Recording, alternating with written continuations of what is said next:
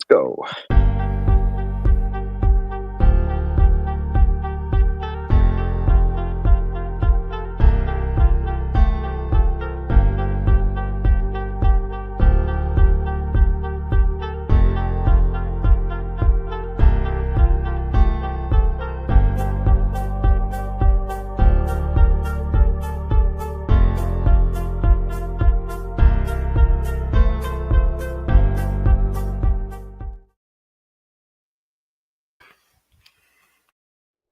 But I said, if you gave me Mahomes, if you gave me Lamar Jackson with his great legs and Mahomes' great arm, or you gave me Baker Mayfield, who would I want? I would want Baker Mayfield, and the reason why is because Baker Mayfield... I really think that now this is the worst case scenario for the San Francisco 49ers, is that they're going to have to cut ties with Jimmy Garoppolo if I were them. What? Oh my God!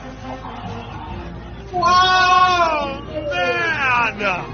In any event, Kyle Gibson is definitely my NL Cy Young Award winner. Rock on, Gibby. And even no way! Oh my God!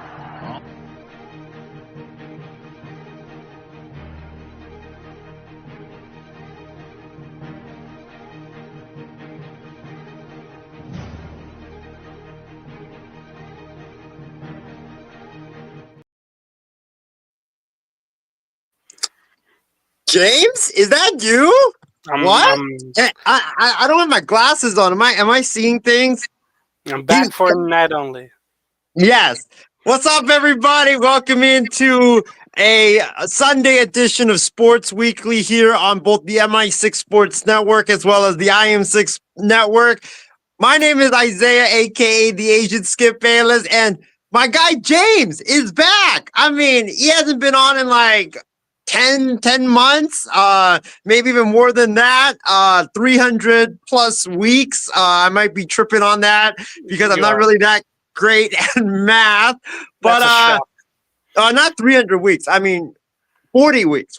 I put an extra zero. See, this is like, I'm not good at math right there, but, what's going on, everybody? Hope all of you guys are doing well on this Sunday night. Glad to have James back, at least just for the night. James, it's good to have you back for the first time in over 40 weeks, over 10 months. How are you doing, my friend?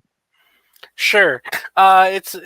It's cool to be back. You know, I've been wanting to talk some basketball, some baseball. You know, football season just ended.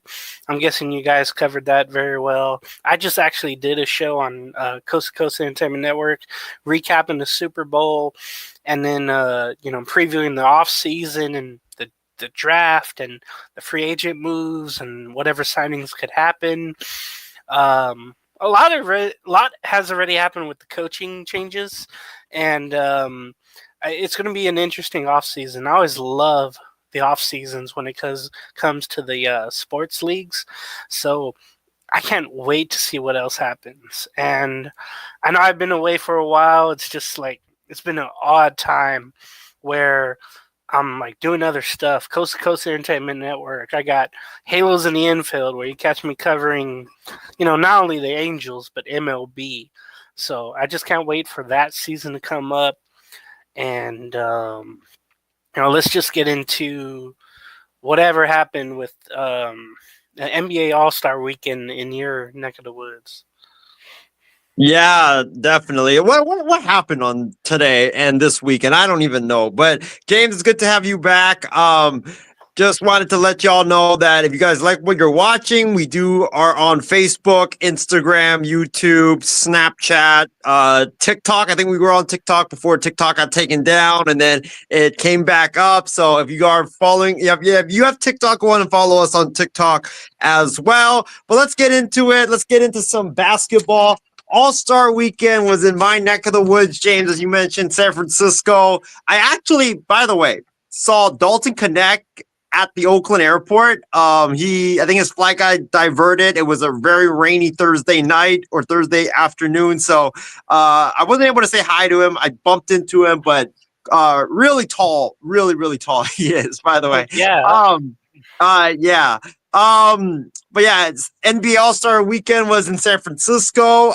This weekend saw Dalton Connect and Team C win the Rising Stars Challenge. And also clinch a berth in the All-Star game. So I guess rookies have become All-Stars for the first time in the NBA. Mac McClung dunked over a Kia car and three-peated in the dunk contest. Tyler Hero edged out Buddy Hield and won the 3-point contest. Chris Paul and Victor Wembanyama did some stupid stuff in the skills challenge and tried to get away with squirting by the ruse. Well, they ended up getting DQ'd in the skills challenge, which was won by Donovan Mitchell and Evan Mobley and the Cleveland Cavaliers team. And also, this was all capped off with Team Shaq beating Team Chuck to win the NBA All-Star Game, a game in which LeBron did not play after he was supposed to play. Came in last minute. San Francisco decided he wasn't playing. Announced that on his at his pregame press conference. Well, James, the question is, what's your biggest takeaways from this weekend? This was an interesting weekend because, like, honestly, I don't think I really caught most of it. I didn't really care for it all that much, to be honest. And that's no disrespect. Like, that's how bad the NBA All-Star festivities have become now. Like, nobody really even cares for it. I mean, the Rising Stars Challenge, I only watched it because my boy Dalton Connect was in it. And, I want to give Dalton Connect a shout out because you could have easily wilted, could have easily been like, oh, after almost getting traded to Charlotte, then not getting traded to Charlotte. He could have easily been like, you know what, I'm done, and just not played, not balled out. Well, he balled out and played and showed up, unlike Mark Williams, who apparently is refusing to even report to Charlotte because of this whole mess. So who knows if he's going to report? Well, we shall see. But, I want to give a shout out to Dalton Connect. I mean, this guy did really well. I think he posted 16 points in that first game. The second game, I think he had 10 points. And then tonight he had 8 points in the game. But he showed that he's the most underutilized player in the NBA. He showed that he's a guy that JJ Redick should utilize better. Instead of sticking him in the corner to shoot threes, how about letting him drive to the paint? How about letting him shoot the mid-range? How about letting him, attack the rim? Like, that's what he was doing very well in this Rising Stars Challenge. But I think my biggest takeaway is it was just an type of a weekend, the All-Star game today really messed up. It wasn't even that fun. The rules were just so confusing. Chris Paul, Victor Wembanyama getting DQ'd. I mean, that's kind of what you expect from Chris Paul, because he's the kind of guy where it's he doesn't care about the rules. He tries to find ways to, go around the rules, so it's not totally unexpected.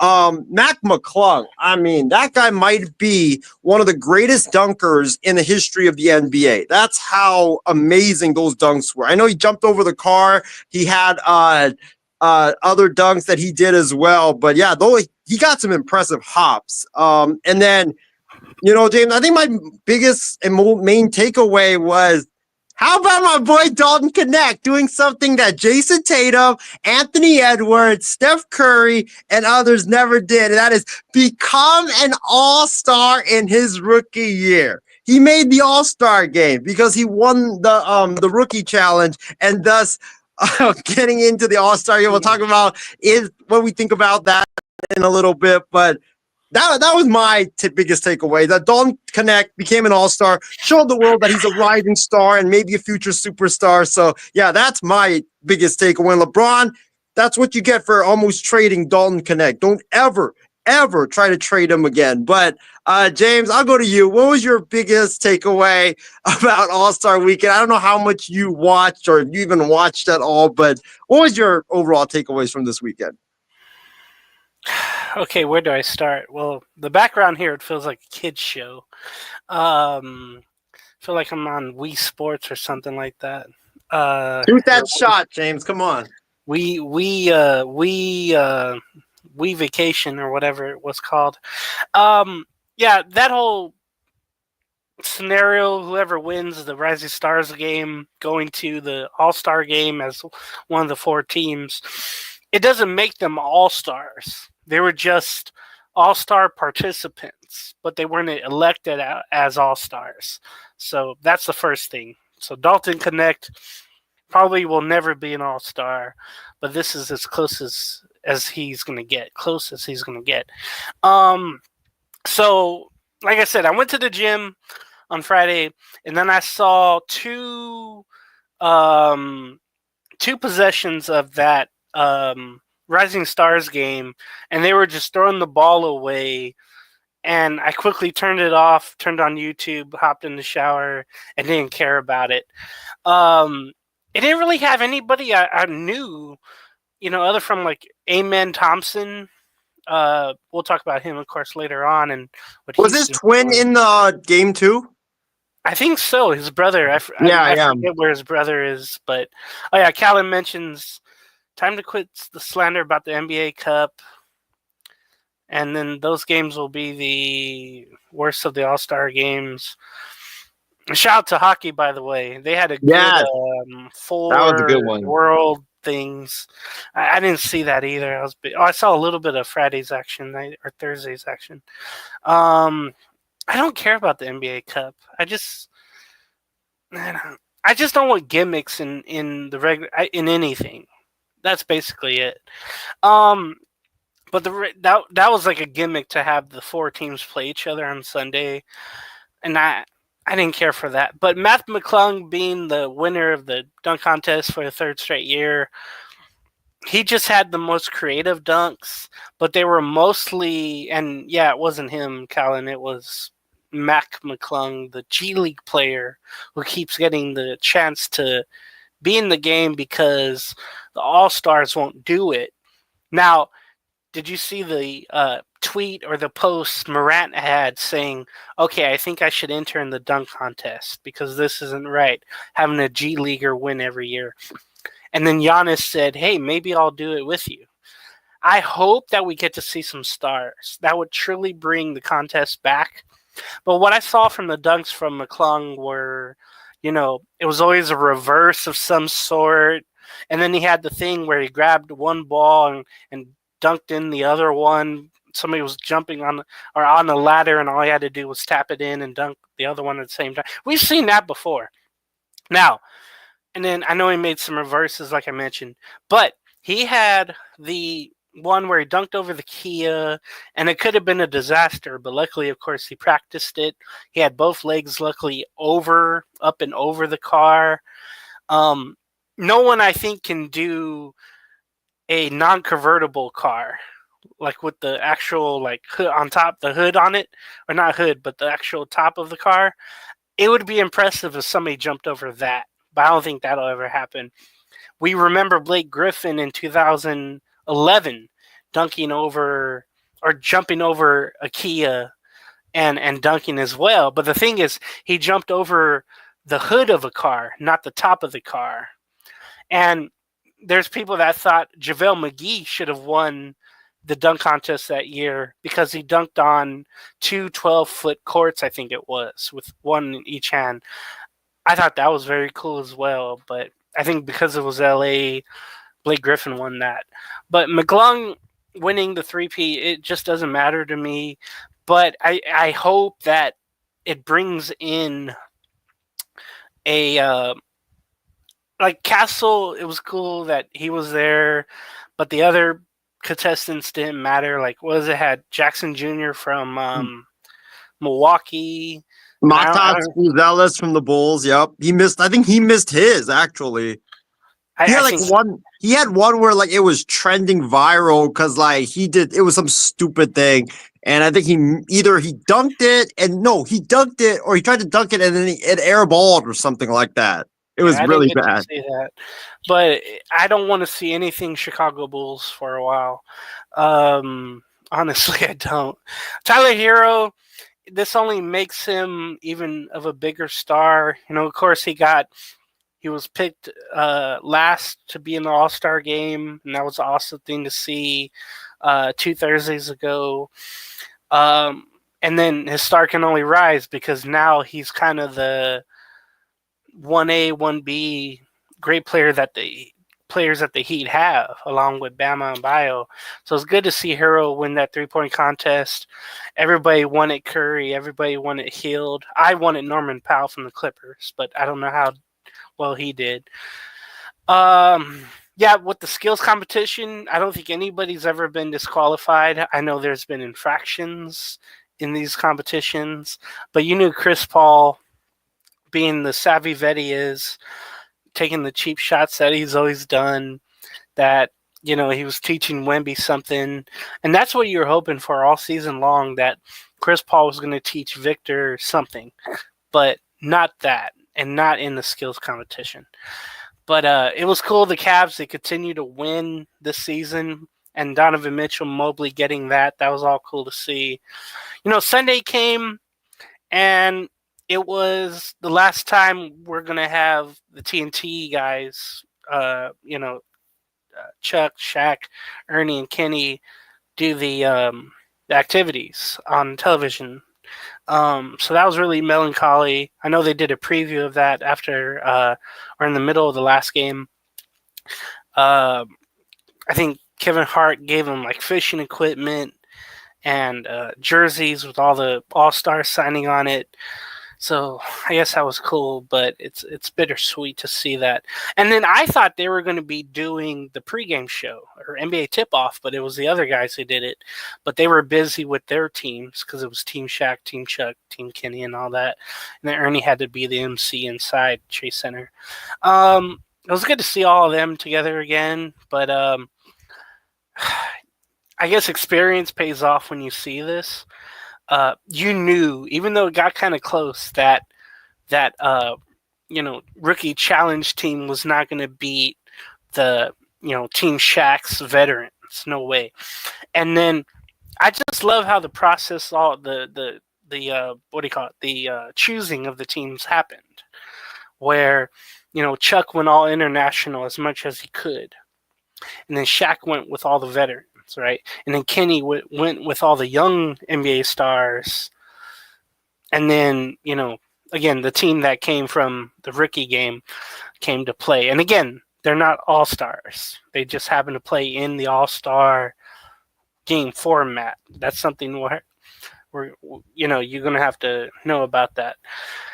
I didn't hear anything negative really about the format or whatever it is. It's just a gimmick. I guess Dan Patrick will talk about it tomorrow. I'll listen to that to see what he thought about the format. I just like that it was centered around the TNT guys. I thought that was cool. And Candace Parker with the young team. Everybody's always fun with that.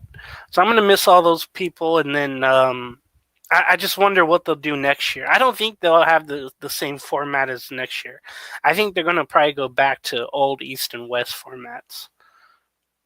Well, James, that's a perfect segue to our next topic, which is, did you like or dislike the new format for the 2025 All-Star Game, which featured a tournament-style bracket, and also each game went up to, I think, 40 points was the max. If you could correct me on that, that'd be great. First to 40 wins. It's a law. Right. First to 40 wins. And then whoever won the Rising Stars Challenge, like we talked about, got an automatic bid to be one of the all-star teams in the regular all-star tournament. And also, Draymond Green had a lot of comments. He said the format stunk. He said it was terrible. He said that Rising Stars should not be on the same floor as the regular all-stars. I think he even compared the Rising Stars being there to like a 19 and under AAU team, which I think that's kind of, he did that. In which Dalton Connect actually had a chance to respond, and he said that that's just Draymond being Draymond. So the Lakers-Warriors rivalry, I guess, got a little bit more spicy in that regard. But James, what do you think about, let's talk about the rookie challenge. Do you agree or disagree that if you win the rookie challenge, that you get a automatic bid to play one of the other teams in the All-Star game? I don't like that it went to that extreme. where you get to play in the All-Star format. I don't like that. I think those two games should be separate, right? You know, if you were good enough in the rookie challenge game or whatever they called it back then, if you're good enough to play in the All-Star game, you should be picked as an All-Star, but play in that rookie challenge game. I keep saying, what is it called? The Rising Stars The Rising Challenge. Stars, yeah. I remembered, of course, the rookie challenge, because it was like, oh, the rookies playing the sophomores. And I thought that was the coolest thing, too, because it's like, okay, that class played against that class. They didn't mix up things. Whenever they mixed it up, that's when it lost its luster. It felt like. Yeah, I thought it was a gimmick. And again, now look, if they got blown out like 40-0, the team that got the automatic bid from the Rising Stars Challenge, if they got blown out like 40-0, then they would never do this ever again. But I'm afraid that they might bring the format back for next year, but I hope they don't. I just think it was a gimmick, and they should never do it again. But like Ernie and them said, they're just trying something out. It's not going to be forever. Like the NBA Cup shouldn't be, right? The play-in tournament shouldn't be. So I don't think it's going to be around forever. I hope not.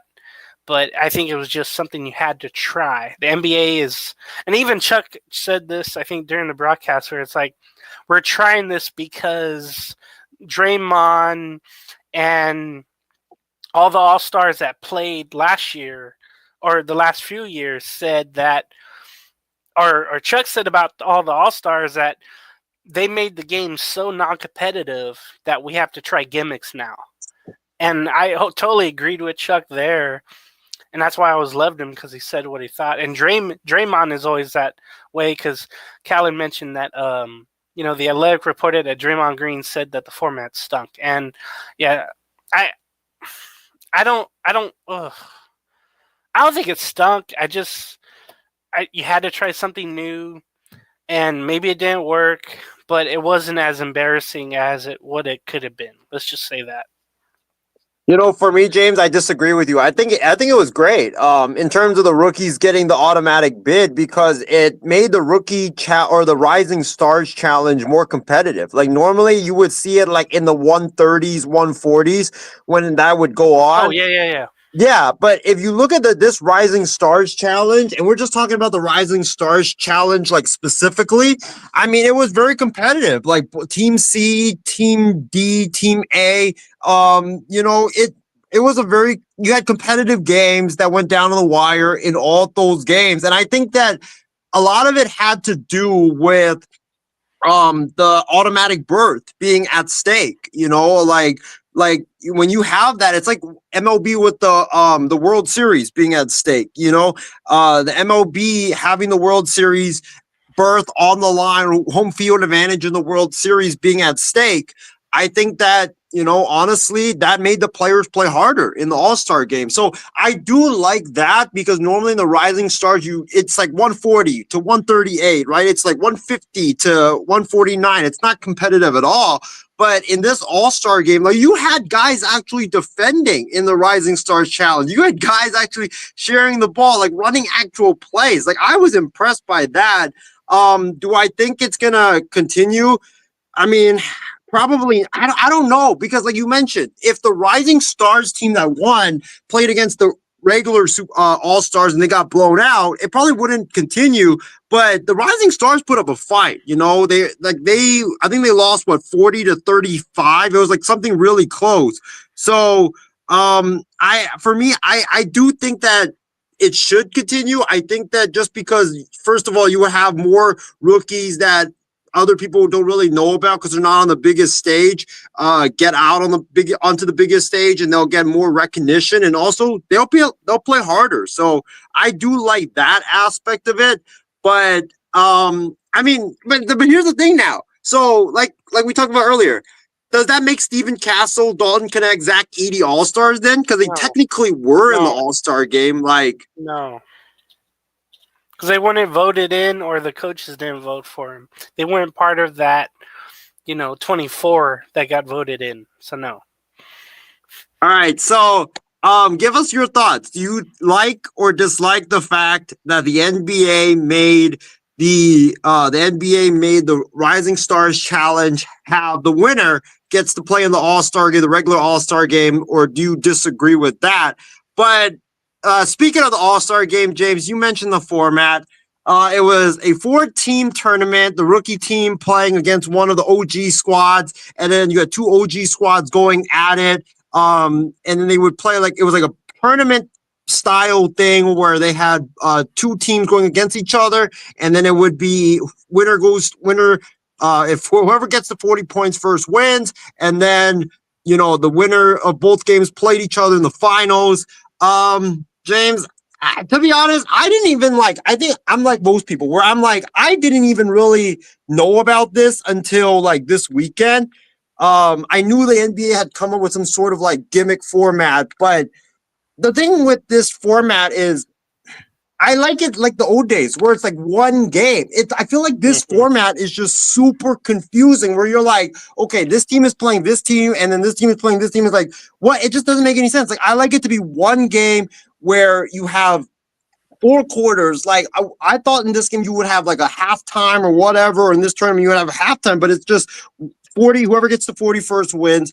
It's too complicated. It's just making things more complex than they already are, and that's why I didn't like it. I didn't like the fact that it's I like that the rookies got to be a part of it so they can get more recognition and people know more people can know who they are and they get to be on that stage. But other than that, it just kind of felt like I did not understand the rule. I think that's how I'll put it. And so I want them to get back to East versus West, 4 quarters. Sadly, I don't know what you can really do to make players competitive because it's players don't want to blow out their knees or get seriously injured before a playoff game or before the playoffs. So it's like the NFL. You can't really tweak it. Unless you make it at the end of the season after the finals, maybe it's competitive, but Nobody wants to do that though. Yeah, that's true. Nobody wants to do that. And maybe Kyrie has a point in which he said at his his presser that if he were commissioner, he would have a 2 to 3 week All-Star break so players can rest and then they can do that. But it's you'd have to have less games in the regular season. Yeah, he wants to have less guys. I think he said he wants to have 50 to 60 and then have a 2 to 3 week All-Star break. But no, that wouldn't work because then we would forget about him. That would have to be, if you had the 2 or 3 weeks off, it would have to be during the NFL playoffs. It would have to be earlier than what it was this year. So you would have to start the season in September then, basically, to do that. Well, no. If you're shortening the season, you would. Now you just start where you are, but then you would have to play more back-to-backs, and then again, you would have to have your 2 to 3 week. Just give you 2 weeks, right? But have it start Super Bowl week, and then you have the All-Star game the week after. That's all I could think of. But yeah, James, what did you think of the format? For me, I thought it was super confusing. I thought nobody really understood it. But yeah, what did you think about it? And do you think this should continue? No, I don't think so. I think it should have just been a 1-year trial. And then, I didn't even know that, there were 3, teams, right, of the TNT guys. But then I thought, okay, 2 are just going to play. And then how do they give one a bye? Who do they give it to? And all of a sudden, I hear on Friday night after whatever team won of the challenge, they get to play the All-Star format. You heard it from me, yeah. What? Because I was spewing on the group chats about how Dalton Connect became an All-Star. But he's not. He wasn't voted in as one. I will leave the show if you don't agree with me on that. On his Wikipedia page, it doesn't say one-time All-Star, right? If someone did that, I would just shut the computer down. But yeah, he's not an All-Star. And then I think it's just a gimmick and they tried it. and then next year hopefully they go back to East and West. The thing is, I like that they had a point total to go to, right? So again, I watched the basketball tournament in the summer where all the old college players come together and they play for money, right? There's like $1 million tournament or whatever, and they have an elim ending, right, where it's like 10 more points from like the time a second half is at like 4 minutes or something like that, and then I think they give I think it's like 7 more points you have to score, and then the team that's trailing, they have to get to that point, So I like the way the endings are, and I know they tried that. Remember in 2020 they had an ending like that, and I kind of like that. They should honestly have East and West, but have it to 110, like the first to 110 wins. I would even do 100, but it would be too quick. It'd be too damn quick. But 110, I wouldn't mind. I think they should just go to that, and the first one don't have time either. Just the first one at 60, it's a halftime. First one to 60, halftime. It's like the big three. You know how I think the first one to 25, they take a break. So they should do that, like the big three, but do that in the All-Star game. Callum mentions, ditch the play-in tournament, top 8 in any conference. I like that too. I like how that used to be. Also, I'll take it a step further. If you're not 500 or better, then you shouldn't make the playoffs. You should be 500 or more. And as I see right now, I think in the Eastern Conference we have what was it? 7 and 8 are both under 500. So for me, there would only be 6 that would make the playoffs if it was the Eastern Conference right now. But there's plenty of time. We'll talk about that later. But yeah, get rid of I would say this is a one-time gimmick thing, and then don't even think about it next year. Go back to East and West. And I think it's going to be at the Intuit Dome in Inglewood, by the way. In LA, yep. Yeah, Inglewood, not LA. It's far away. Inglewood, yes. But how about this? Why not do, how they do the NBA in-season tournament, right? Why not do that at the All-Star break? Why not do that? But instead of you playing, just play one game. Could you do that? Because right now, let's face it, the NBA in-season tournament, I feel like that's kind of a gimmick too, because, with the regular season, it's all good and fun and stuff, but nobody really, seriously takes that serious in the NBA in-season tournament. When you watch... Okay, no. That wouldn't work, though, because... You could do the final... Could you do the semis the finals in Vegas? In the All-Star break? Because you can't separate both happening at the same time. If you have a semifinal or a final, there might be all-stars playing in the all-star game, and you don't want them playing multiple games in that time, in that 2 or 3 day span.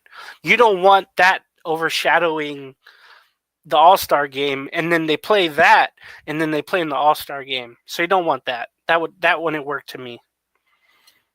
I think the one thing that I'll say kind of disappointed me, though, about this All-Star weekend is Caitlin Clark not participating in that shootout with Steph Curry. I think last year when they had it, that was the most fun event ever. It was Steph Curry versus Sabrina Ionescu, and they didn't have it this year. That really bummed me out because I was really looking forward to that, where Sabrina and Steph would face off. I was hoping it would be Sabrina versus Curry. Sabrina versus Curry and Clay and Caitlin, but apparently Caitlin doesn't want to join because she doesn't want it to be her first 3-point contest being an NBA. She wants it to be in the WNBA. But go ahead, James.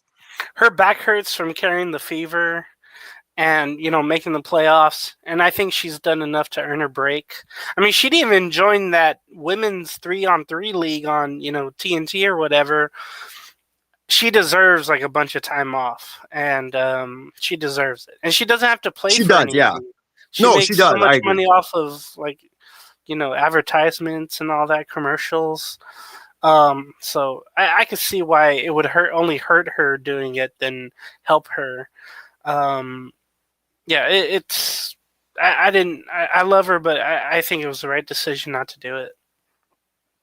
But I am hoping, because I think I read somewhere that she said that she wanted her first 3-point contest to be at the WNBA All-Star events Yeah, and bring this the year. NBA players there. That would be awesome. Yeah. But I want to see that. I think that would be a fun event, for the All-Star festivities. But James, going away from the disgusting All-Star festivities in San Francisco, we don't really have to talk more about it, because I don't know if you watch a lot of it. I did not watch a lot of it. Just an All-Star game or whatever. Yeah. So the second half of the season begins this upcoming Wednesday. You're a Clippers fan. I'm a Lakers fan. Your Clippers just got Ben Simmons. You guys have actually been playing pretty well considering the expectations before the season. Let me have you preview your Clippers as they embark on the second half journey. So go on with the Clippers on the second half. What you want to see from them? What you looking forward to, and stuff like that. So the Clippers, I didn't expect them to do much. I thought maybe there would be a play-in tournament, 9 or 10. But right now they're 6th in the West. They're 31-23. I think they trail the Lakers for the 5th spot. I'm trying to remember the standings right now. But definitely doing it with defense. I think they're the second-ranked, best-ranked defense, which I didn't think they would be. But they predicated, 2 games behind the Lakers for the 5th spot. The Rockets are still there. They're eventually going to fall out, you would think. But with the Clipper defense, they've just been doing it with their roster. And it feels like a roster of like ragtag players. Chris Dunn, who I hated because he just failed everywhere else. But he was trying to be an offensive player elsewhere. But that was never his calling card. It was always defense, right? Once he got to the NBA, he wasn't doing the offensive things as well because he was playing better talent. But Chris Dunn, he's found his way in his 8th year with the Clippers. He's buying in defensively. He's making plays happen. He's just been an energy guy, and I love watching him play now. It's weird to say that, but that's what's been going on. Derrick Jones Jr., he was a free agent signing from Dallas. He's worked on his 3-point shot the last couple of years, and he's got a contract because of that. But he also flies around, gets all the dunks, makes all the blocks happen. It's just fun to see, right? They made some trades before the deadline, getting Patty Mills.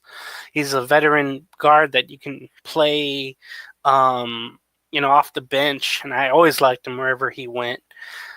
Also, they got Bogdan Bojanovic, some of the Viches. Always a good 3-point shooter.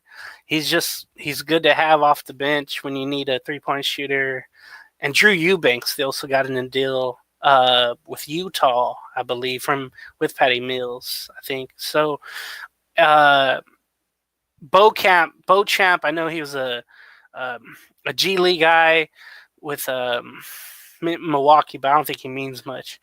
But James Leonard, James Harden being the MVP, he's playing like an MVP candidate. He's been putting up tremendous numbers all year long.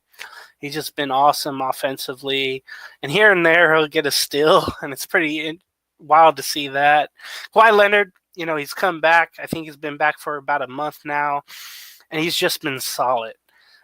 He's been, taking over the scoring when he has to, and that's been just a lot of fun to see because I didn't think we would see him all year.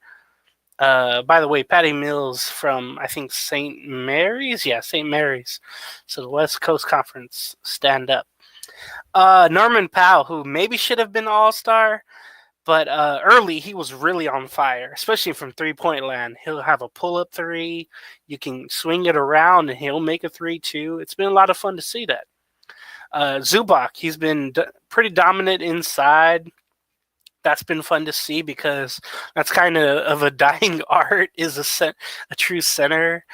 He'll get block shots. He's going up stronger than he used to as well.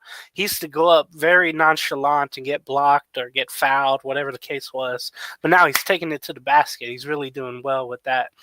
Batum coming back's been good to have a solid, 3-point shooter, defender. It's cool that he's back with LA. You also have Amir Coffey, who has been really good off the bench. I've been really impressed with him. Espresso, decaf, whatever you want from him, he's got. The shocking part, and I hate this too. Well, really quick though, the G League guys who I see here locally in San Diego, in Oceanside, the San Diego Clippers. But I saw Jordan Miller. I saw Cam Christie.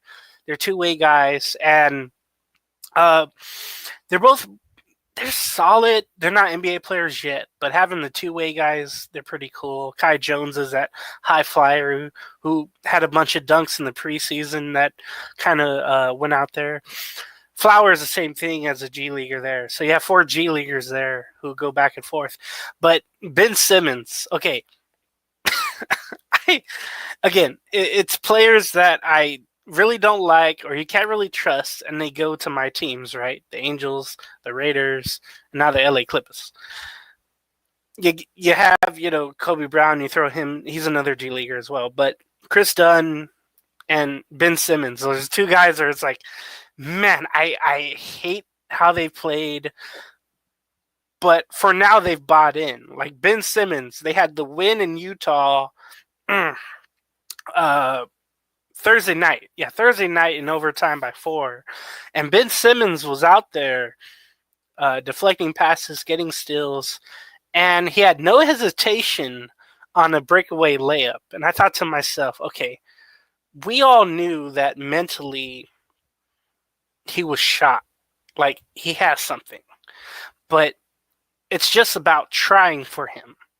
And when you're on a winner, I think that really changes things. Or if you're playing for someone that only expects, good stuff, like Lawrence Frank and the head coach Ty Lue, and then you get the assistant Jeff Van Gundy, right? You have all those guys, and they only think about one thing, and that's to do your best at all times. Literally like Little League crap, right? Where it's like try hard, play hard, do hard. And I hope that sticks with Ben Simmons. Because the Clippers don't have time for like any BS, right? No Josh Smith or Lance Stevenson crap, whatever happened in the past. Like, they need him to be him, the old him.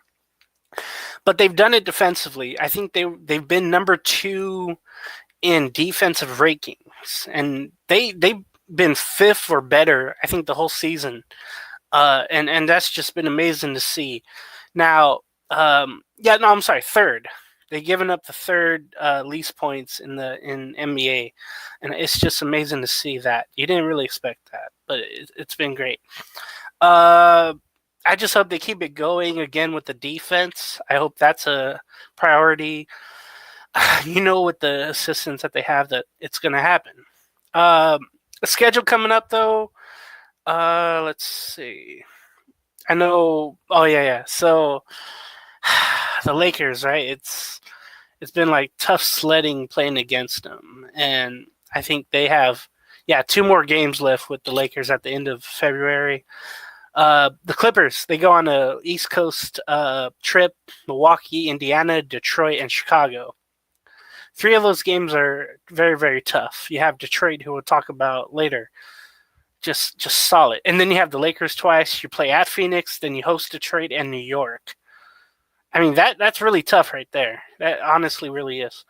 In the year, or throughout the season, you go with Sacramento, Miami, Atlanta, host Cleveland, host Memphis, host Oklahoma City. That's a hard homestand right there. Then you go to New York, you play Cleveland, Orlando. You end the year playing Dallas twice, San Antonio, Houston, Sacramento, and then at Golden State. So it's going to be a tough job to stay out of that play-in tournament. I hope they can do it. Looking at the standings right now, where you have the play-in tournament teams, and they're all teams that could just move into that 6th spot very easy. So it's going to be tough for the Clippers to stay in that 6th spot. I hope they do. But Timberwolves are 7th, Dallas is 8th, the Kings are 9th, and the Warriors are 10th. And then look at this. The Suns, they're a game and a half behind for that 10th spot. So you have to think the Suns are going to wake up eventually and move into that play-in tournament. But I would hope that the Clippers would stay out of there. But if they keep doing the things defensively, the Clippers should be able to keep that 6th spot. Maybe if the Lakers mismanage some things, if the Rockets fall off, maybe get that 5th spot or 4th spot. That would be a hopeful thinking, wishful thinking. But it's good where they are considering the expectations. Yeah, I mean, no doubt. I mean, I've been honestly, James, since you haven't been on, I've been very surprised about the Clippers because I think I think I expected them to be like a play-in team, maybe fighting for like that 10th spot or that 9th spot, and for the Clippers to be sitting where they are, it's definitely very impressive. Let's go to the better team in LA, the Los Angeles Lakers, man. I even want to talk about them. You want to talk about them? I even do because I follow both, and I'm just sick of y'all.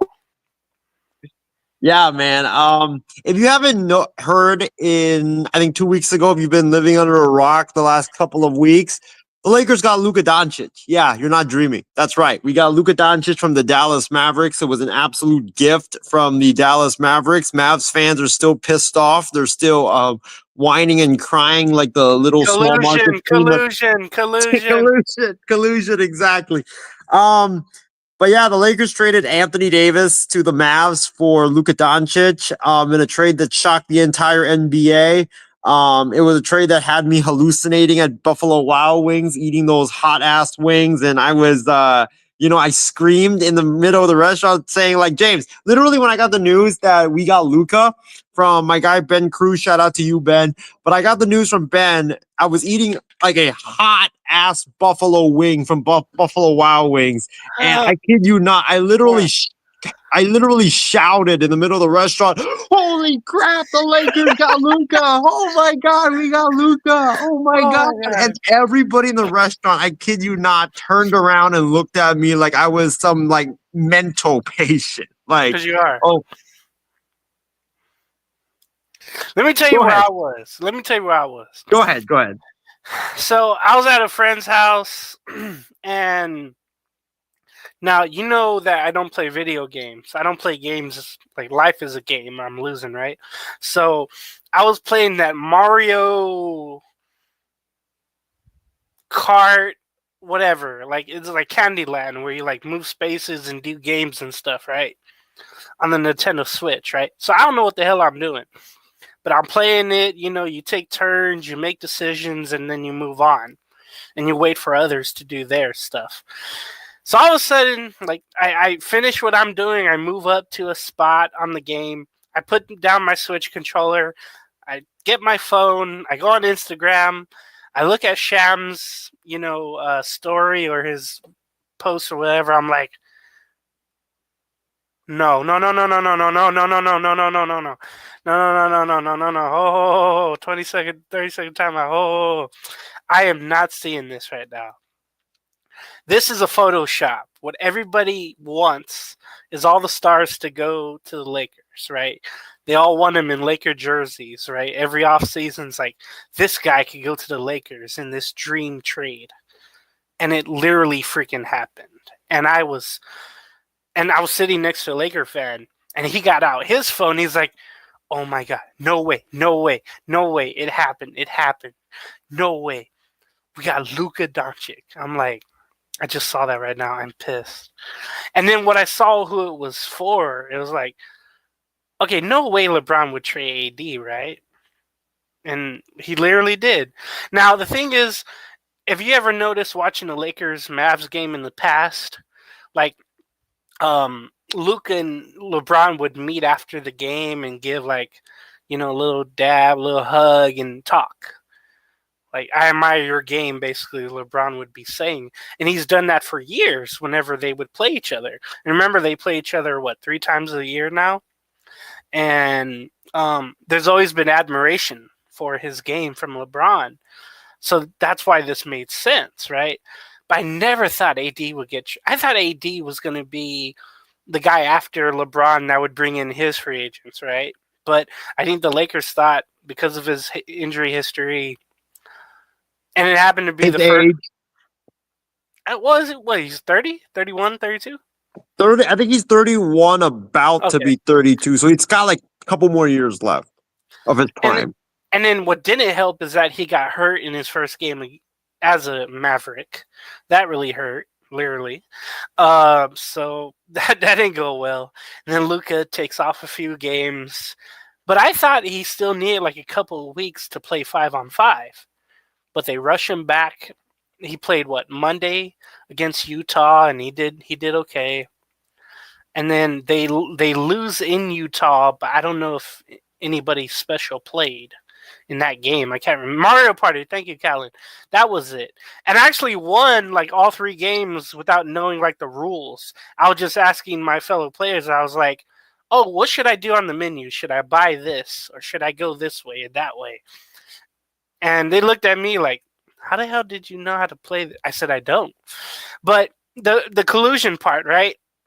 With the GMs meeting up at a Starbucks or whatever. What was it, like 3-4 weeks before? And it was something like that. Yeah. And someone had a picture of it, like it was an undercover meeting or whatever. And it just didn't look right, because Nico Harrison, and a relationship he had with some of the Lakers before, I didn't like that part, what came out to be the evidence on that. And then you had the fans out there before the game and the day after he got traded outside of Dallas, and they were voicing their displeasure, and that was awful. But and they're not going to sell the team, those people from Vegas or anything like that. I just don't know where you go from here. When you're the Mavericks or the Kings, I don't know what the hell you do about that. Well, how about the Jazz too? I mean, Danny Ainge got tricked into freaking like giving into helping the Lakers get Luka Doncic. I think I read somewhere the Jazz, like the Lakers, never told Danny that it was for Luka. They just said, "Hey, would you want to be involved in this trade? We give you 2 draft picks, 2 second-round picks, and Jalen Hood-Schifino." Danny Ainge thought he was doing it. He was getting it for free. But here's the thing. You never get anything for free. So, I mean, Danny Ainge, the guy that hates the Lakers, hates trading or doing business with the Lakers, ends up giving the Lakers that ginormous gift. I mean, it's unbelievable.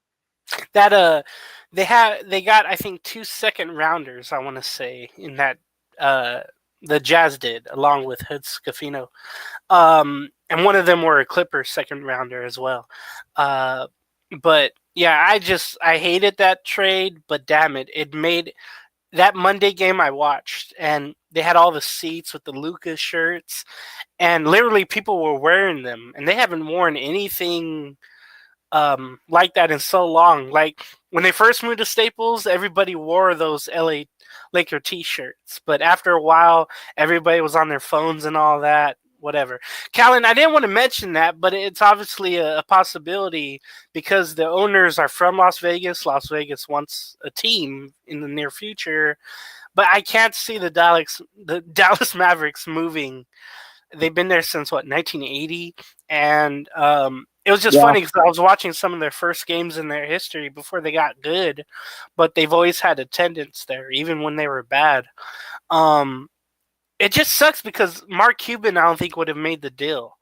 But the new owners, I don't know what they were thinking. I think maybe they were just thinking, we just want to start over. The other story, as I end this, the condition of Luka, right, where it's like, oh, he's out of shape for being a point guard. We didn't like the way that he was, conditioning. Remember, he was on that scooter for a week or so. He was just riding around the bench or whatever, and that looked a little weird. And that made me think he'd be out the whole year. And it turns out he didn't play another game for Dallas. But yeah, I hated the trade because now everybody's like, oh my God, we have an international star with the best player in the game now. We have Austin Reeves that I love, and he's playing for the wrong Yep, team. good young player. They have Dalton Connect back, even though it's like they don't want him, so that looked bad as well. But yeah, that I just had to get that in because I hate you and I hate the Lakers. So I just didn't. I hate the 49ers as well. So I just didn't want to see Luka traded. And if it was, I didn't want to see him with the Lakers. No, James, you got a point in terms of like Mark Cuban. Mark Cuban, remember, he's like Greg Popovich. He hates everything Lakers. Like he would never do business with the Los Angeles Lakers, whether that was trading someone directly to the Lakers, whether that was helping the Lakers acquire someone in a 3-team, 4-team trade. He would never do it. He would never ever make a move like that. So the fact that not only does Luka get traded, I mean, he was the biggest. You remember when Chris Paul got traded to the Lakers and that deal got nixed?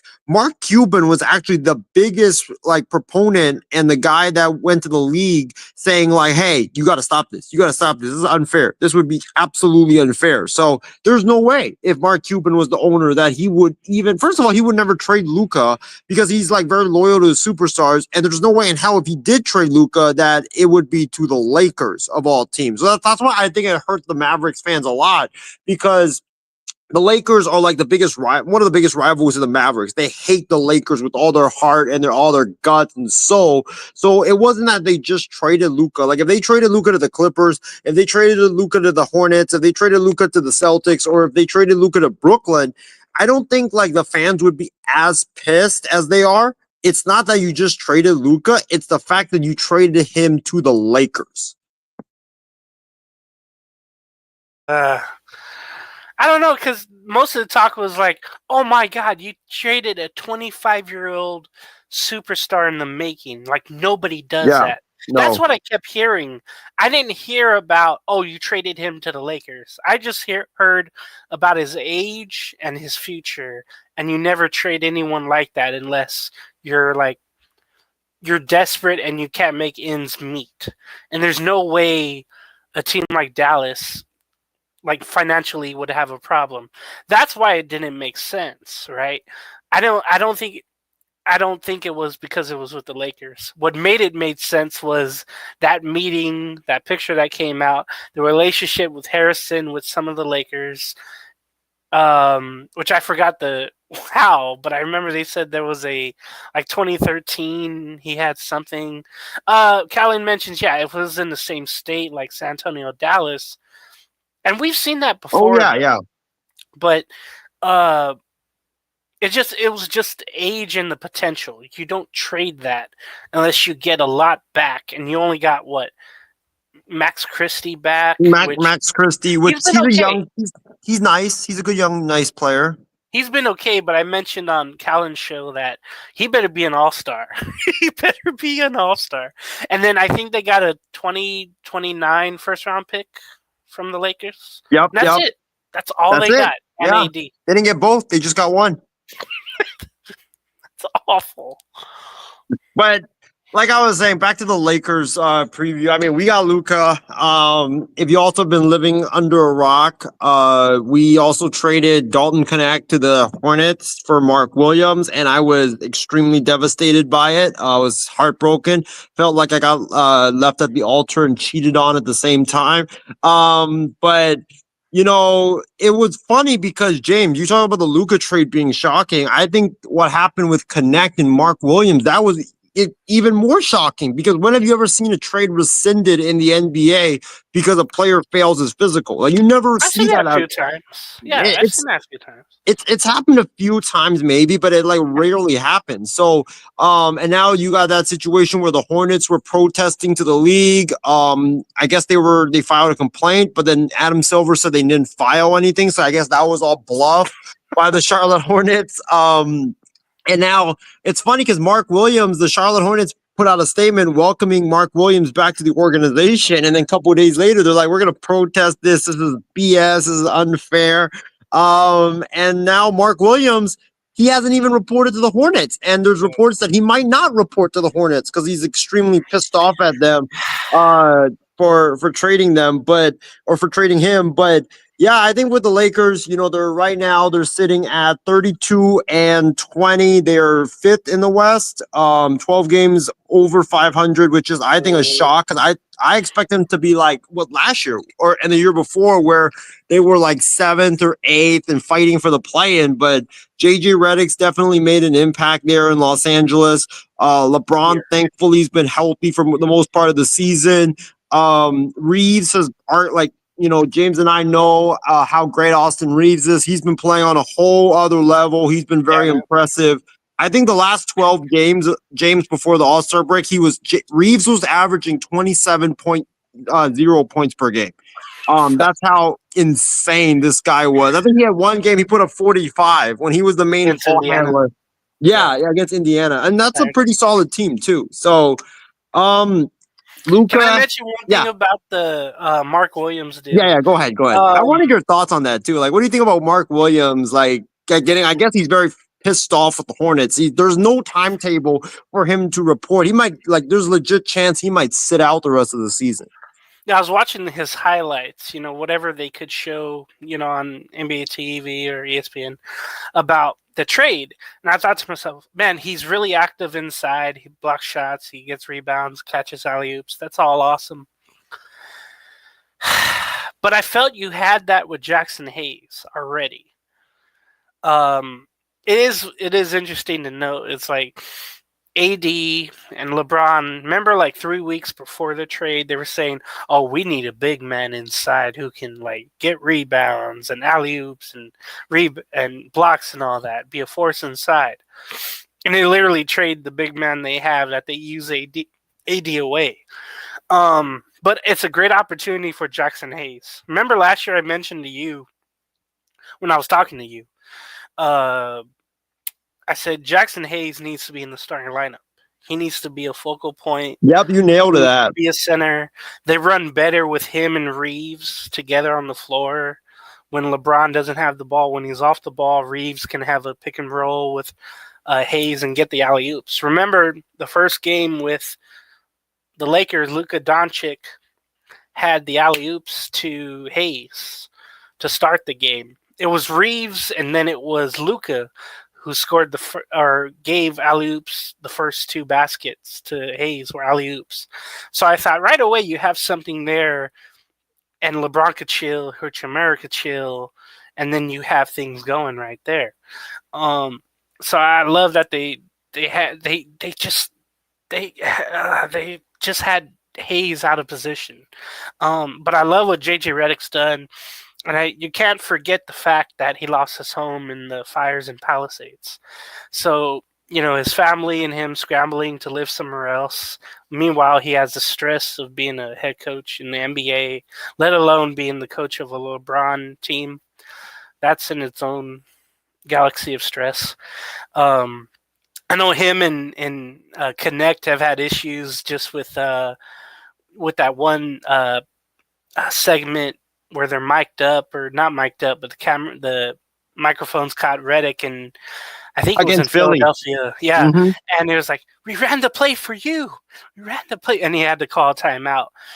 Those little things as a rookie, you have to get over. And it's just weird with Connect because it's like, oh, you don't want me. And all of a sudden I have to come back.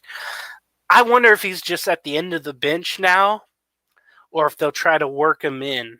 It's very hard for someone, especially a rookie, to go through this kind of stuff in any sport. It's awful. But yeah, credit to JJ Redick for keeping everything together. And again, he's been through a lot this year already. Just awful.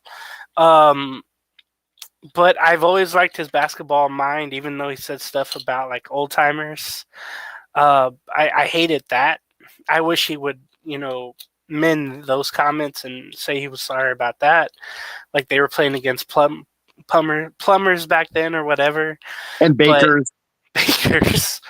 That was just the one thing I didn't like that he said. but he's always had a great basketball mind. Again, when he was with the Clippers, I always remember him, and then later on too, he would always be talking with everybody pregame, right? He would have his cup of coffee, whatever the case is, water, and he would always be talking pregame to like officials, coaches, whomever. So he's always been astute when it came to the game. And you can see that with the podcast, and you can see that with the way that he leads the team. So I really admire JJ Redick in that point. I hope that he doesn't get the boot like Ham or Vogel. I hope he's around after LeBron. But we'll see what happens. I don't wish any good luck on y'all, but I also don't wish you well, of course. I hope for a first-round exit somehow. But I'm thinking the league wants y'all to go to the Western Conference Finals. No, I agree. And that's why, like, I think that with Luka, I think that it will help because a lot of people say, oh, the fit's not good between him and LeBron. People don't realize that Luka and LeBron both play with, like, ball dominant, like, players. So it's it's a positionless league now. It is. Right? You saw Luka playing with Kyrie and they went to the finals in a weird West. Last season, right? So that thought out there should be thrown out the window.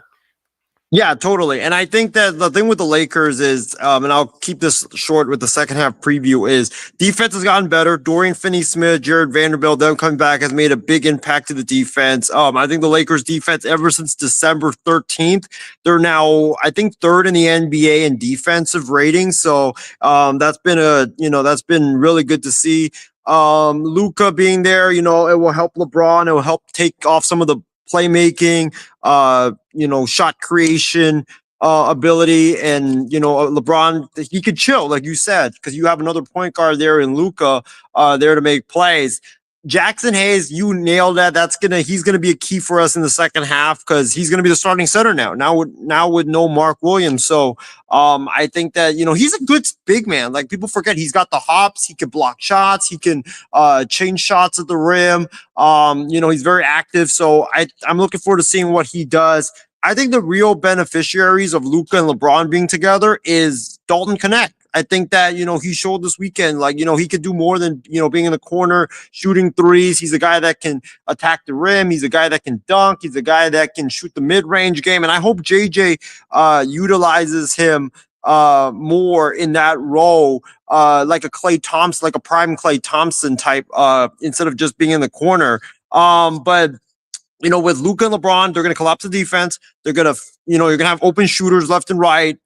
Reeves, Connect, Dorian Finney-Smith, Rui, like they can knock down threes. I just hope Jared Vanderbilt doesn't shoot threes because every time like they hit him in the corner, this dude always either bricks it or he air balls. So please, Jared Vanderbilt, if you're open in the corner, there's a reason why you're open in the corner because nobody is scared of you. So I love what the Lakers, have done in the first half. They've really surprised me. Second half, James, I'll leave the schedule before I go to you for what you have to say. But I just want to mention it was good that Luka already had someone with the Lakers that was his teammate in Dallas, and it was Finney-Smith. Finney-Smith mentioned that Luka, that Finney-Smith was his most desired player to play with was LeBron, and then he played with Luka, so he has both of his favorite teammates of all time on the same team now. So that's great for Finney-Smith.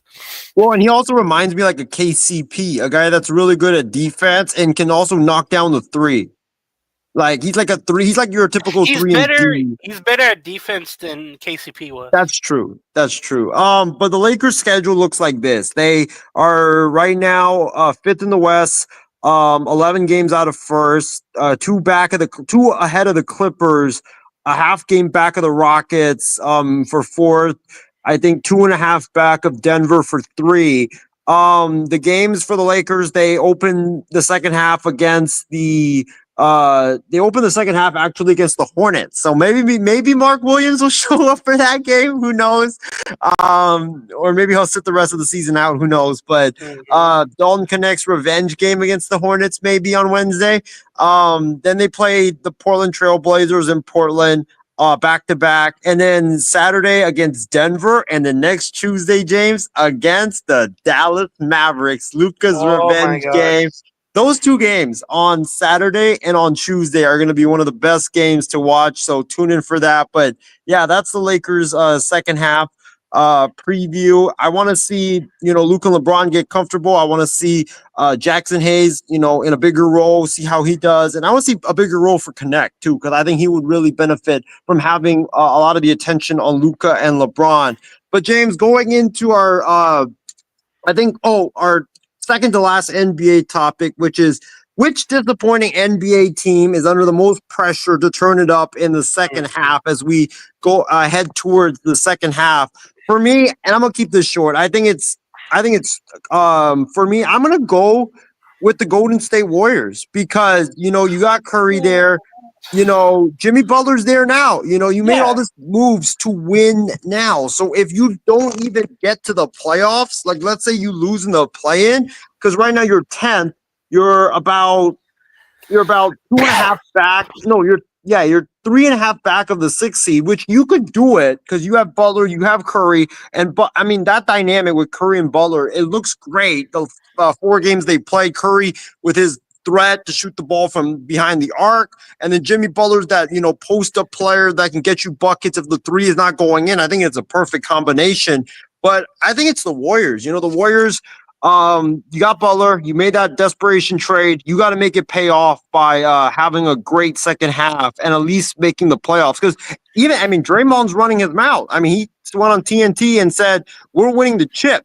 So you better make that pay off, and Draymond's gonna look like a damn fool. But for me, it's Golden State. James, how about you? Okay, so you talk about Golden State. The fact that Curry was hurt some of the first half, that really hurt him, and then having a whole new bench pretty much, and trading away Wiggins and getting Butler, it feels like they're playing 2 different seasons. It really does. And then we have to remember that Jimmy Butler is the king of the play-in tournament, right? Of that phony-ass tournament. He is the king of that.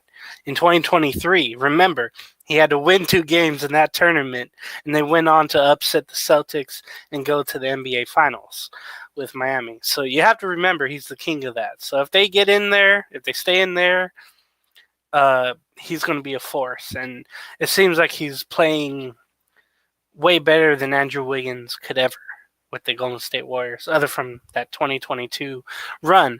Okay, for me, it's easy. It's the team that has been a circus from the jump. Shout out Rachel Nichols. The Philadelphia 76ers. They've just been awful, right? I know they picked it up recently, but remember they went out and signed Paul George for more than the Clippers would have. And now he gets hurt, remember, in preseason in Atlanta. And then Embiid started the season not playing games as prescribed. And Callan agrees with me, I guess. But see, great minds think alike, but you don't. Sixers, they're 20-34. They're only, a game and a half out of the 7-10 area, the play-in tournament. So they just have to figure out if Embiid is going to be committed to winning. Remember, we saw him pass up a 3-point shot, drive and fumble the ball away against Toronto and Philly, and he got booed out of the arena or whatever. Ben Simmons-esque. Yeah, it reminded everybody of hesitation, and then Ben Simmons pops up. But hopefully not now with the Clippers. But yeah, with Philadelphia, Maxey and Embiid all struggle. Those two struggling for who gets the most shots. That's always been a thing for the last couple of years. Maxey gets the max, and he becomes the guy. Embiid has to be feeling a certain type of way of that. You bring in Paul George, who just adds to the fire that never goes out, but it's not a good fire. It's a bad fire. And it just shows you that, man, those three, it's an odd mix, right? You have Kelly Oubre, you have other players on the team, but they're not important at all. And it's almost like Paul George is more expensive He's a more expensive Tobias Harris. And remember, Tobias Harris, that didn't go well in Philadelphia. That was a bad signing for as much as he got. But now they have almost the equivalent with Paul George. So it's unfortunate to see how that's gone. For me, I don't mind it because Paul George is like the best Clipper player for years when Kawhi didn't want to play. But seeing Paul George struggle, that's kind of the team kind of struggle there. That kind of sucks. But luckily they play in the East and they have a shot to get in. But this is a team everybody was talking about. Oh, they could play with Boston. They could play with New York. They could play with Indy. They could play with Milwaukee. But Detroit has taken them over. So that's why that's really the most disappointing team to me. Just because you have the 3 stars, you have a good bench, you have 3-point shooters, you have toughness. And it starts from the top of the food chain with Embiid, his non-leadership, not being in the building, not playing the games, Maxey calling him out. Paul George just silent and being in the corner. Just in case you need him, he'll get the ball to him for a 3-pointer, but he's not being as aggressive. And defensively, they just suck. So, yeah, the Sixers are the most disappointing team that really needs to get it going if we want to believe in them. All right, James. So going to our final NBA topic tonight. We know we talked a lot about basketball, but going to our final NBA topic, the Houston Rockets are a surprising 34-21. Meanwhile, the team that had a 28-game losing streak last year, the Detroit Pistons, 1 year later, they are 29-26 as the All-Star break. I mean, crazy times, man. But the question is this: as the second half approaches, which of these teams that are quote unquote frauds or people don't expect them to have success or didn't expect them to have success, which one do you trust the most to maintain their surprising season as the second half begins? James, I'll go to you first. Is it Detroit or is it Houston for you that you trust more to maintain their run? God, I hope it don't go on a long rant about both, but I just love what both have done in 1 year's time. It just feels like great stories, and it's credit to both coaches. I'm a Udoka who was, thrown away by the Celtics because of something. And then the Detroit coach, whoever he is, I forgot. It's not Monte Williams anymore. I know that, but they're still paying him. But I just love what both teams are doing. I should know the coach for Detroit. But yeah, the Rockets, they do it with toughness. They're 6th in rebounding. Amen Thompson's just been awesome. And I really didn't know what to think about him coming from the draft this year. It's his first year, but coming from overtime elite. This dude, he's aggressive scoring the ball, like more than Brooks is. Getting Fred VanVleet, the championship experience, I think that's been awesome too. Dylan Brooks has been awesome. Steven Adams inside. You know what you get with him. He's a great rebounder, great player. Aaron Holiday has been a solid backup point guard. He's been tremendous. Sagoon being the lone all-star. They could have had 2. They could have had Jalen Green be the other all-star. That could have been the next one. But Sagoon, Green, they've both been solid as well. Jeff Green, I bet, has been, and Adams, I bet both have just been the veterans that these young guys need. But they're really tough. Like the one Clipper game I've been to this year, they played to Houston. And they were physical inside, but they also shot the 3 very, very well. Like Brooks was a damn killer from 3-point land, and everybody else got into the act. They're middle of the pack when it comes to points per game, but they do it defensively. It looks like they're number 6 in defense. So they're right there with the Clippers when it's defensive time. They do really well. I don't know if they'll keep 4th place because the Lakers are right there and the Clippers can be right there. So, and then Minnesota's right behind the LA teams. So those are 2 really great teams. And the difference is going to be when they play them. how are they going to be? But no, actually, the Clippers are done with them. They've already played 2 in Houston and 1 in Inglewood, and the Clippers got swept by Houston. So they're done with Houston. But I want to see that. I want to see Houston against the Lakers. I want to see them against Minnesota. Those would be the 2 test teams that you would play against. They lost to Memphis, I think, on a Thursday a couple of weeks ago without Morant. JB Bickerstaff, thank you. Duh. I didn't think it was him with Houston. Duh. He's the coach in Detroit now. Detroit, yep. Wrongfully got fired in Cleveland. And he's having a renaissance here, so I love that story. I was about to look that up too. But thank you, Callan. But yeah, Houston's been great.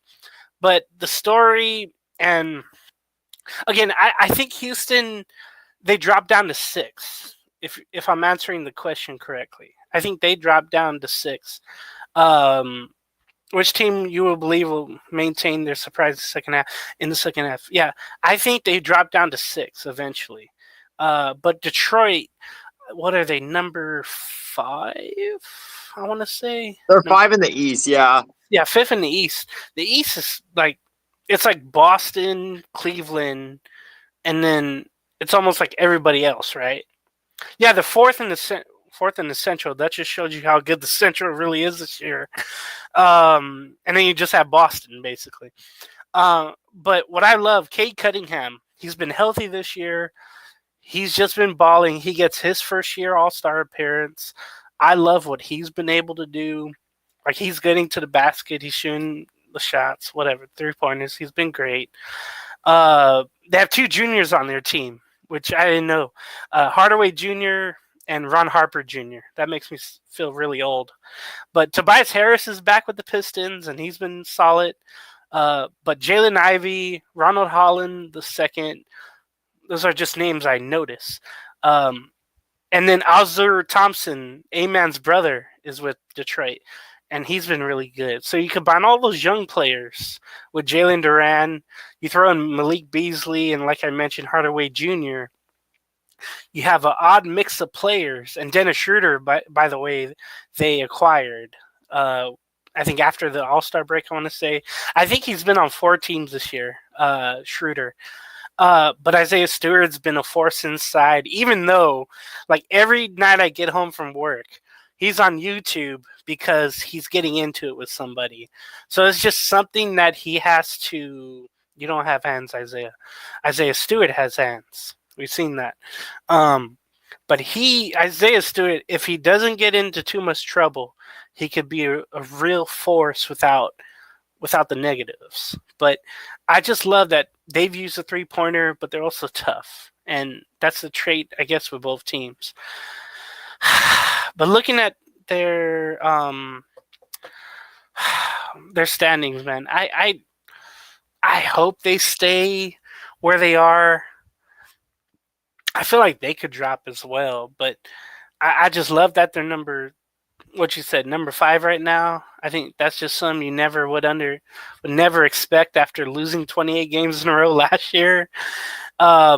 Even if they were in the play-in tournament or close to it, right, it would be better than whatever they did last year.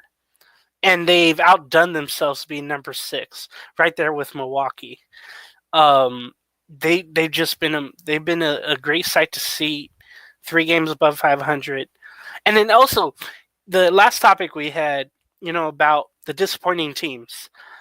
I was going to mention Orlando, but they had 3 of their best players injured, I think, at one time this year. And whenever you have that, and you have just all people that are left around them that have to play, they're not going to be as good. So that's why they're 2 games under 500. But guess what? The East is that bad that they're number 7. So Magic still have time to overtake the Pistons, and it might happen. But for once, guess what? I might be watching, and it isn't 2002 or 2003 or 2008, whatever. But I might watch a Detroit-Orlando game this year. I just might. Because I want to see how these young teams will play. There's no Tracy McGrady or Ben Wallace or Chauncey Billups. But I want to see how these No, two young, Rasheed Wallace too. right. I love the young teams in the NBA, and it just shows you the league is in good hands with these two teams. Um, and I just feel like Houston's gonna drop down eventually to either number 6 or number 7. I feel like, but the Pistons can stay or maybe go down 1 to 7. I don't think the Hawks can catch him, but I'm just happy for both. But I think both stay generally where they are. Yeah, for me, I agree with you. I'm going to go with Houston. I look at their schedule; it's tough. Detroit's got a tough schedule too, but I look at the West and versus the East, and the West is just tougher than the East. The West. You look at what's going on in the Western Conference. They're all everybody just is bunched together and are separated by like 2 or 3 games. So I think when you look at the West, the Warriors, they got Butler. I think they're gonna jump up. Phoenix, you expect them to wake up soon. I mean, they have so much talent, so they have to at some point in time. Minnesota has been kind of on that slumber or in that slumber, so you have to expect them to get a wake up soon. Dallas as well. The Lakers, I think, will probably jump because they just got Luka. So I just look at the Rockets, like James. They remind me, sadly, of the Grizzlies from a couple of years ago, where they were seated very high with Ja Morant and those guys, but you were like, they're not real. Like, they're going to get knocked out in the first round if they even make the playoffs. So I don't really believe in the Rockets. Like, I think I like their young talent. Jalen Green is finally playing like the young great player that a lot of people expected him to be. Sengun's been great, but they don't have that physically like dominant force in the middle that you're really scared of. They don't really have that. So, when you were in the West, you got these great centers, Jokic, others that can just physically bully their way by you if you don't have that strong big man in the middle. So I'm gonna go with Houston. I think Detroit, that's been a great story. JB Bickerstaff, like you said, should not have been fired by the Cleveland Cavaliers.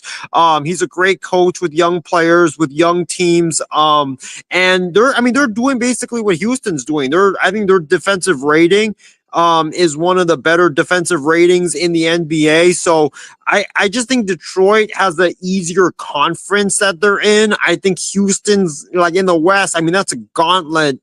Every game you play, you're playing against a really good team. So I'm going to go with Detroit. I think Detroit, I could see them staying in the 5th spot or dropping to the 6th spot, but I could see for Houston, they're in the 4th spot right now. I think they're like 3 games back of the 7th spot. I think they're going to be in the play-in tournament. I don't really have much faith in Houston moving forward to really like get into that playoff position. I think sadly they'll be stuck in the play-in. Yeah, I agree with you just because of how tough the West could be. Injuries could be a thing. That's always a thing. I mean, I was going to mention with the Phoenix Suns, they've never been solid this year, it feels like, right?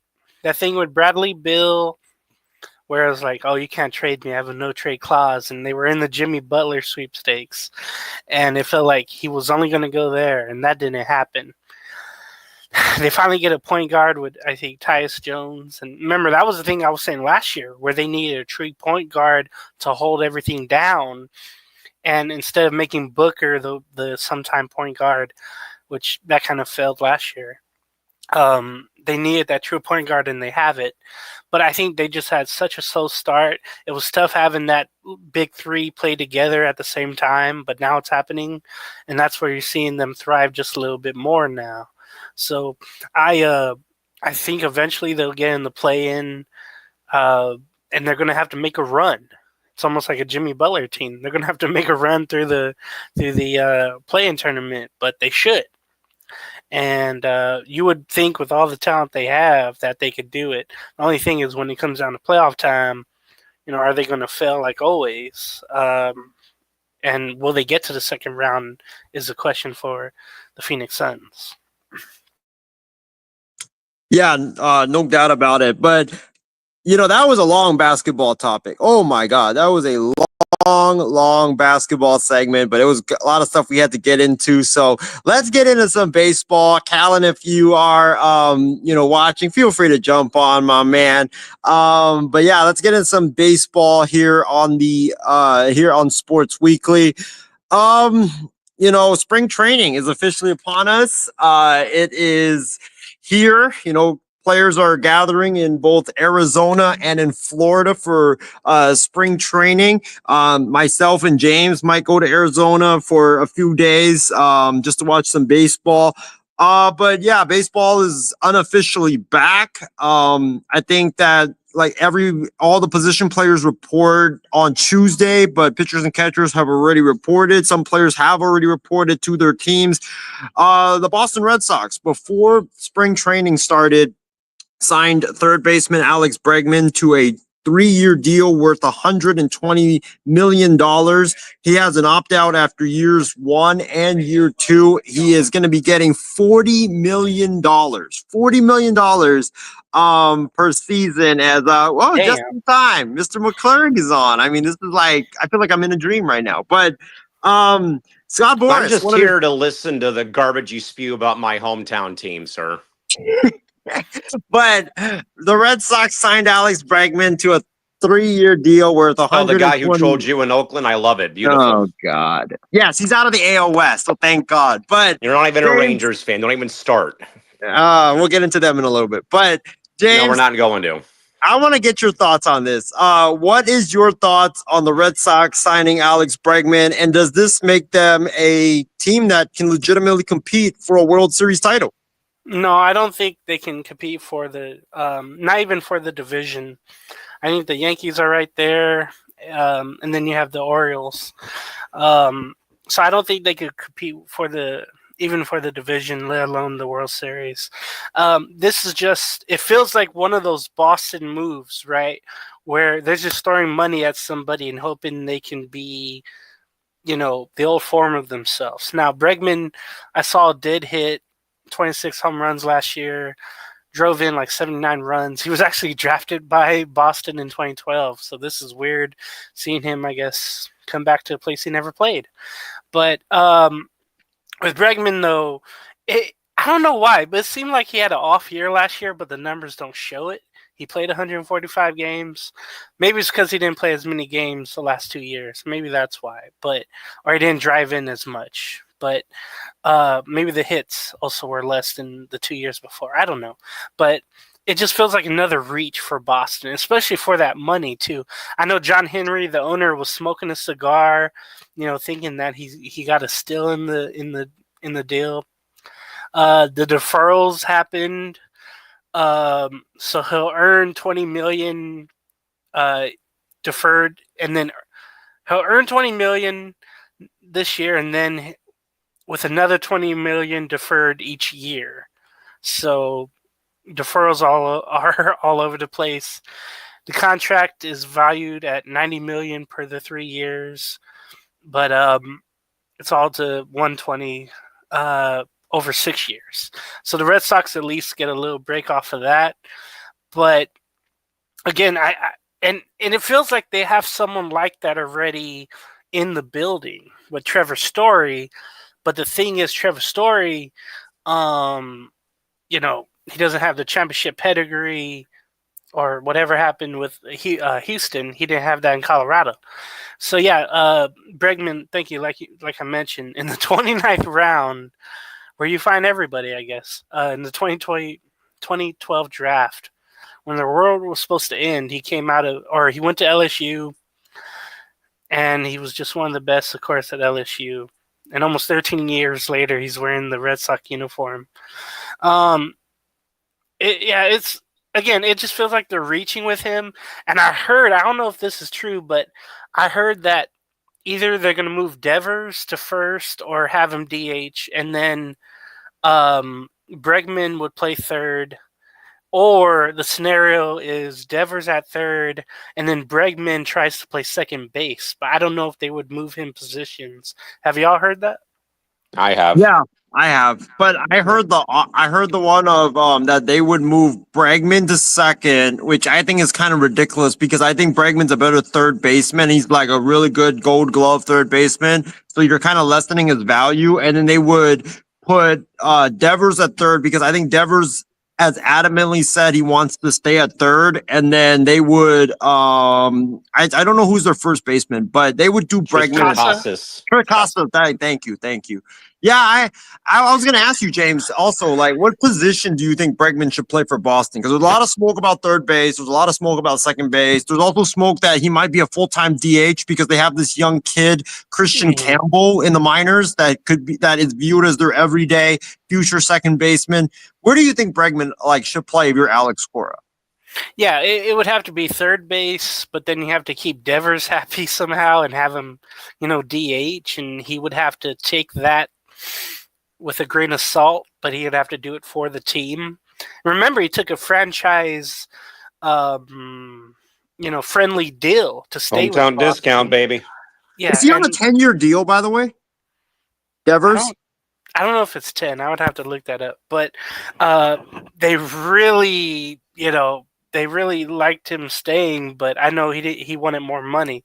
So for him to make another sacrifice, I don't think he wants to do that. The trade rumors would be coming up for him. But yeah, the whole thing, Bregman would have to play third, and then Devers would have to just take that assignment. That's how I think the best scenario would be in that case. No, I agree. I think that you make a great point. I think with Bregman, I think he's a better third baseman because he's a Gold Glove, and you're lessening his value if you play him at second, and you would improve your infield defense.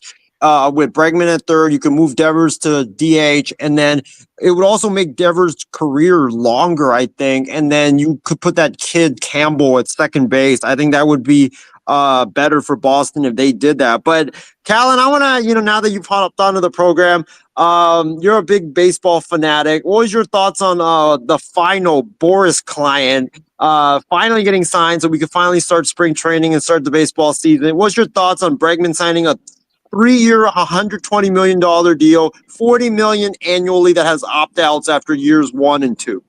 Yeah, no surprise that a Boris client waits to the last, possible minute, hour, day to sign before a camp, really opens for the regular roster. I think they all report to camp this week, I believe, if memory serves me correct. If not, tomorrow or Tuesday or Wednesday. But no surprise about a Boris client waiting till the 11th hour to get a deal done.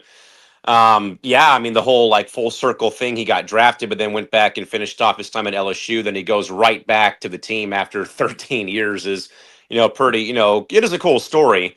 But I don't know if the move, as James alluded to, really solidifies Boston as a legitimate contender. That's still a very somewhat, in a way, team kind of in transition. Established guys are there, but they got a lot of guys in the pipeline, guys like Devers. There's been some trade talk about Casas or Christian Vasquez, but I think James is right though that Baltimore and New York are still the top two teams. Boston might be a close third, depending on what the Rays and Jays choose to do this year. But I think he's going to be better suited just playing third. Like Isaiah kind of said, you don't take a guy who's played one position his whole career and try to move him and make him a different, a different spot on the field.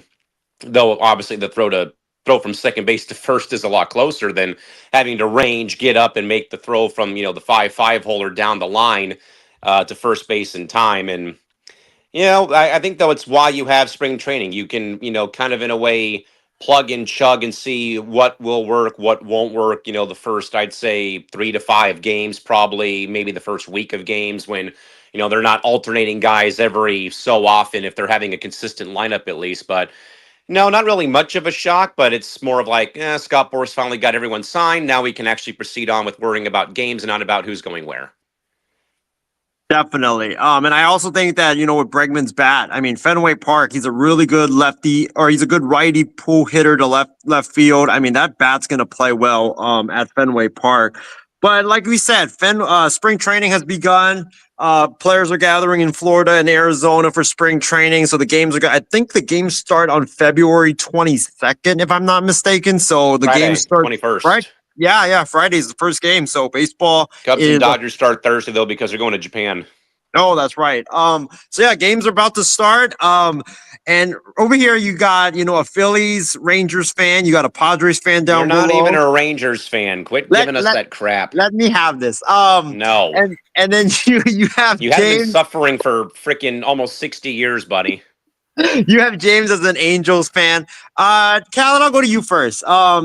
Spring training is officially upon us. Like, give us like a little spring training preview of your team. You can get into like some of the moves your team made this offseason, what you liked about it, and then what are some things that like you're interested in watching about the Padres, like, or you're keeping an eye on about the Padres this spring training. Well, if you're going to keep using the whole line about, being under a rock about the Luka trade, well, if you've been under a rock and no one knows, but the Padres have been battled in a very public and very ugly, intense ownership lawsuit right now involving the widow of Peter Seidler, Sheil, and the brothers of Peter Seidler. That'd be John. That would also be Matthew and Robert Seidler. And that has been a very much complicated, very much public talking point in San Diego, which kind of hindered the Padres' plans coming out of their kind of out of nowhere 93 win season and their run to, and then the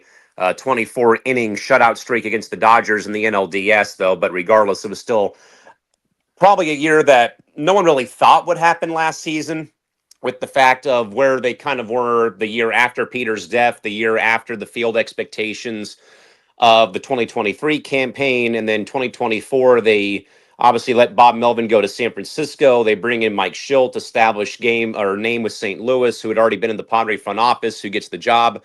And, Schulte kind of works, pretty well with, $1 million left fielder, a kid who never played center field, and a, beat up, banged up, platinum glove winning right fielder in a, 30 homer plus season, third baseman, and a very good pitching staff. But again, just some tough luck, though, in the NL wild card round, losing Musgrove to the Tommy John surgery. Then, of course, being up 2-1 on the Dodgers. And then obviously what happened in games 4 and 5 and getting shut out for 24 straight innings, though. But then coming into this season, kind of knowing that the same financial restraints would be on AJ Preller when it came to the budgeting and to the player contracts.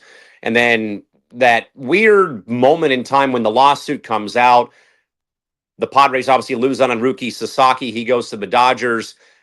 He was actually named in the lawsuit because Sheil Seidler had felt like she had done her best to help the Padres, pursue him and sign him and stuff. And, then the other suit said, well, she interfered in the process. And again, that's been a whole very public, very toxic talking point, sadly, here in San Diego. But even with all of the stuff, guys, that's gone on with the ownership battle, with the ending of last season, with the losing, with the losses of Profar and Kim and Tanner Scott and, guys who've gone elsewhere, this is still a pretty damn good team. Now, if we were to look at 2025 like 2023, we would probably say on paper, this team probably makes the postseason. I don't think they win 90 games. They probably win like maybe in that 85 or 90 range. But this is still a pretty damn good team, despite what they have lost with Musgrove and the Tommy John, losing Profar, losing Kim, losing Tanner Scott, losing Donovan Solano, losing David Peralta. That I know that it was a very quiet, unfamiliar winner for Padre fans, myself included, because you're so used to activity with AJ Preller and when Peter Seidler was alive to be able to go and spend the big money. That's something that was never really done in this market until about 2019, 2017, 2020. And then, it's bared fruit, though, with, 3 playoff berths in 5 years, easily the most, successful era right now in Padre modern day history of, 2020, 22, 24, hopefully 25. But even with all of the off the field stuff going on with the ownership battle, with what has transpired with, like I said, the losses of all of the guys who have left town, I still think that this is a very good team. I think, though, Isaiah, they would probably be third, because I know that the Giants have done a lot of good things, though, but still that they're fourth, in my opinion. I think it goes LA, Arizona, San Diego, then San Francisco, just because the Padres have had this team together. Yes, they've lost pieces, though. And again, I think that San Fran is just trying to, lay a good foundation with what Buster Posey is trying to accomplish, with no experience in the front office. But again, being a catcher, like James always says, catchers usually get the managerial role or they get a GM spot or something like that because they see the whole game and what they can and can't do. But I do still believe that this is going to be a good team. I think that the main thing will be health. Uh, and also the fact that you probably now don't need to make a big trade of Arise or Cease or Michael King because of what they have done with with their recent moves. Now, again, Isaiah's called these guys washed up though, but it's more about what the Padres did last season. Again, they brought in guys like a David Peralta, a Donovan Solano, a Jurickson Profar, on Flyers. Now, will that translate to the season? Probably not though, but Connor Joe is a utility guy.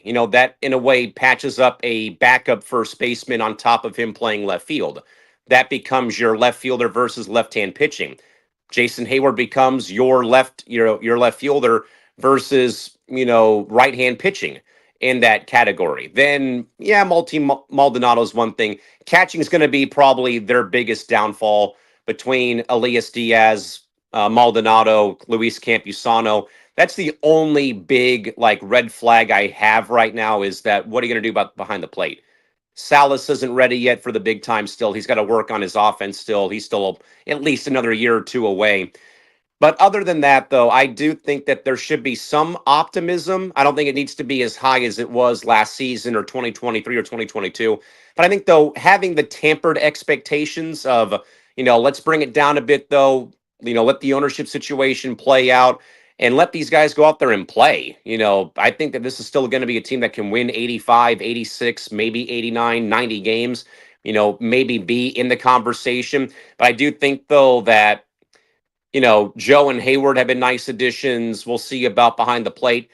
Nick Pivetta, though, that kind of came out of left field, though. He was I think the last big remaining pitching free agent that was left, though. And I got a little weird, I got a little terrified, wait a minute, $55 million and we're not spending money like we used to.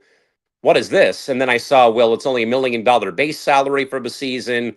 It's a $3 million signing bonus. So he's literally getting $1 million this year. Then it's a very back-loaded deal with the opt-outs in place, like a safety net in case it doesn't work out.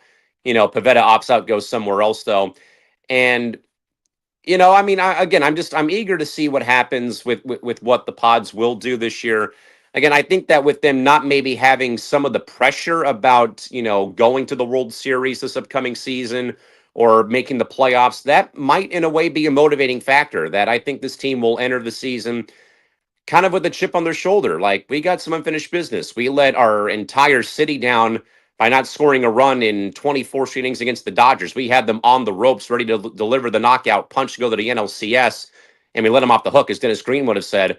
But I think not having the expectations of playoffs or bust, World Series or bust, NLCS or bust, that might be a good thing for this team, who, again, you have Machado, you've got Bogarts, who's going to be your full-time shortstop. You'll have Cronenworth playing second more than likely. I think Arise and Joe will platoon at first, and then you've got a rotating door in left. Like I said, you've got Hayward against righties, Joe against lefties, and then you got Jackson Merrill. You hope you hope for their hope that there's not a sophomore slump for him, and then of course you got Tatis Jr. out in right field. I think though the big gaping holes though is catching and bats off the bench. And the DH spot, I think, also becomes it. And then rotation-wise, I think you're going to be set with Darvish and Cease and King, Pivetta. And then that five-starter becomes, I think, a tryout in spring training. I think you have to rely on some of the younger arms you've gotten in recent trades, like Matt Waldron and his knuckleball. I think you have to also look at Randy Vasquez and Johnny Brito, who I know kind of got blessing by fire last season when they were called upon in some spot situations. But I would like to maybe see one more established name to kind of be brought in on $1 million league minimum contract maybe. And then the bullpen, I think, is still going to be their strength. I know there's been some talk of Robert Suarez because of his $10 million deal. He's also a free agent. That is still a very good bullpen. And I mean, if Suarez is moved, though, you can have Jason Adam, who's already closed in Tampa Bay, who could become the closer if, in fact, Suarez is dealt. And then you still got other, you've got Matsui, you've got Adrian Morejón, you've got Brian Hoeing, you've got Adam, you've got Suarez. You've got a lot of good weapons still in that pen, despite losing Tanner Scott, who I knew was going to be gone after the season concluded because of the demands of the money. And again, as we have seen, though, with the ownership situation. And I think, guys, for the first time, I think probably in his whole tenure, AJ Preller cannot be as aggressive as he usually is, which probably was a shock for a lot of baseball fans because you always have kind of thought, though, since he took over and since the aggressiveness of Peter Seidler and the ownership, that the Padres would always be in the running. Again, they were one of the last 3 teams left on Sasaki, but I think, though, it was already set in stone he was going to go to the Dodgers, which was not really a surprise to me. But I still think, though, to kind of wrap up my thoughts, I'm still optimistic. I don't want to enter the season like, well, we got to make the playoffs. We've got to do this. We got to do that. Just enjoy the season. This is going to be a team who, again, like I wrote last year when the season ended, they really defied a lot of expectations. Again, they won 93 games, guys. That's the second most wins by a Padre team since the 98 club won 98 games. And that was with a team last year, like I said, with a kid in Jackson Merrill, never played the outfield. Could have been a Gold Glove winner this year. I think that this is going to be a team, though, who they might, they're going to be sneaky. I don't think they're going to be, they might challenge the Dodgers for the division title, but I think, though, that, and I think we can all agree in a way that the NL West is going to probably be the single toughest division in all of baseball between the Dodgers, the Diamondbacks, what the Padres have, and then San Francisco. I think they're going to improve, and then sadly you've got Colorado, but still.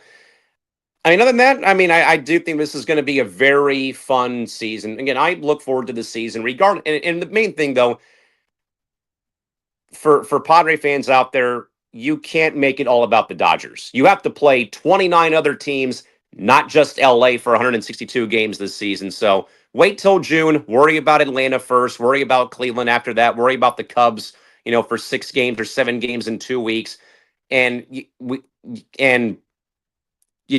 the Padre fans, and myself included, we can't worry about the Dodgers. I think I've heard that already from AJ Preller and even the ownership who's in charge right now and from the players. You can't worry about them. What has happened has happened. They have a World Series from last season. They have snatched up the entire free agency board in some way. But guess what? You have to worry about them 13 times. Not 162, not 81, 13 times. And that won't come till June. So you got to worry about who's in front of you on any given day, and not just about what LA's done, though. But again, I think it's gonna be a good year. I'm hopeful for like 86 to 90 wins, 91 wins, and back-to-back playoff berths, and the 4th time they go to the postseason in 6 years. Yeah, man, it's going to be exciting. I know, Callan, me and you haven't been on the same terms in regards to the Padres, but I'll give you guys credit. Like, that Pivetta move, I love that one. That one was a good, shocking move. I think you guys definitely needed a lot more, or a little bit more starting pitching. So to get him, who's a sneaky good pitcher on that type of price, I think is a good four move. Guy right there at this rate. Yeah.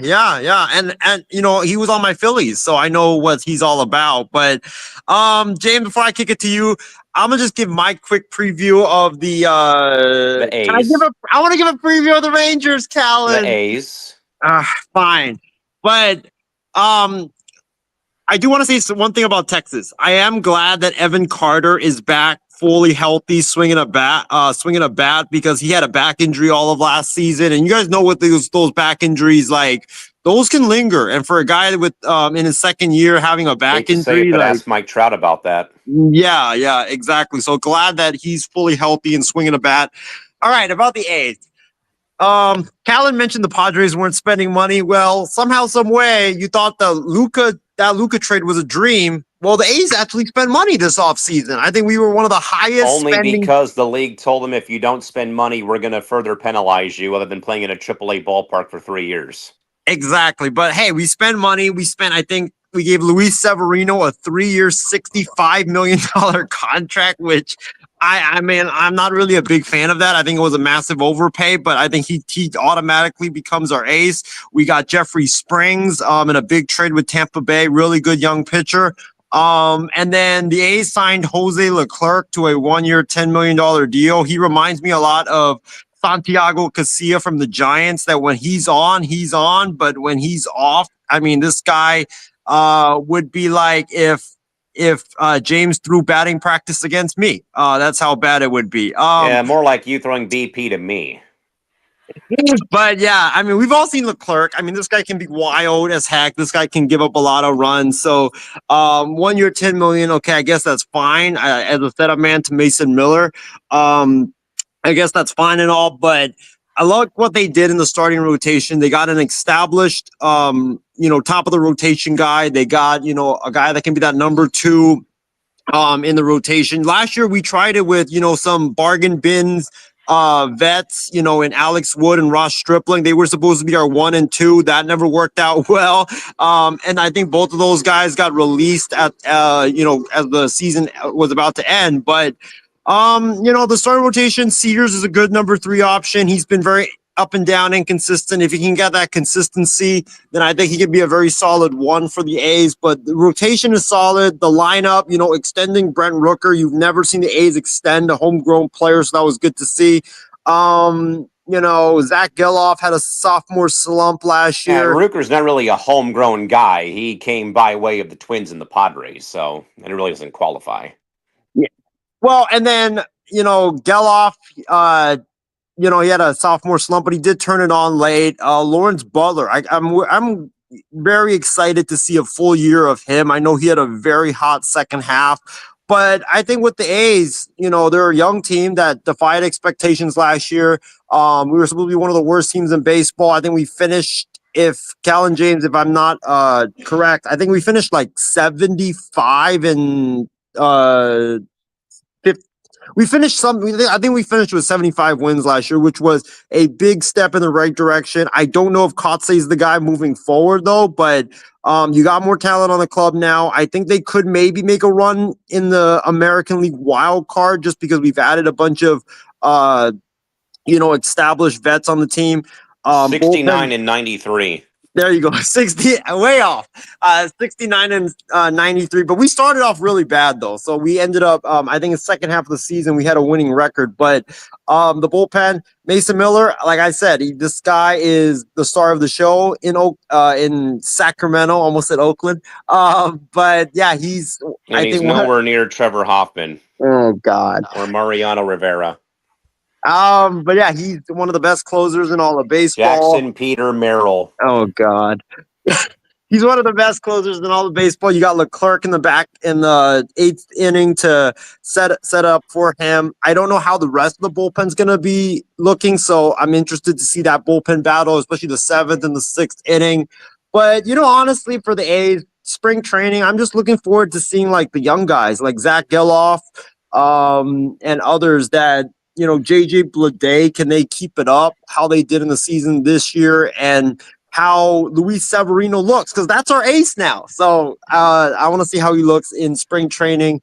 But yeah, James, let me go to you for your Angels. They've made a lot of moves too. I mean, the A's and Angels have been making some great moves to try to get out of the cellar. But yeah, go ahead and give your spring training preview of the Angels. I know they signed Tim Anderson, a guy that you absolutely did not want. They got Kenley Jansen. And I think they got Kyle Hendricks as well. So, James, give us your spring training preview of the Angels, and what are you looking forward to as the Angels start spring training? Do I have to? Yes. Yeah, they started, I think yesterday, throwing some balls around pitchers. God, where do I start? I guess I'll start with the starting pitchers. Getting Kikuchi, that was just odd. I thought they reached there, especially for them. I guess the contract wasn't as bad, but he did so well with Houston. He had a lot of great strikeout games, including one at Anaheim, so he was really good with that. You're hoping Tyler Anderson in his last year of his deal will show out because he wants to get picked up by someone else in free agency. You're hoping Jose Soriano has another solid season in the rotation and stay healthy. Kyle Kendricks, he's I guess going to be the 4th starter. He's been giving up a lot of runs and hits. He has the sinker. It's one of the 5 worst pitches or costly pitches out of everybody in the league.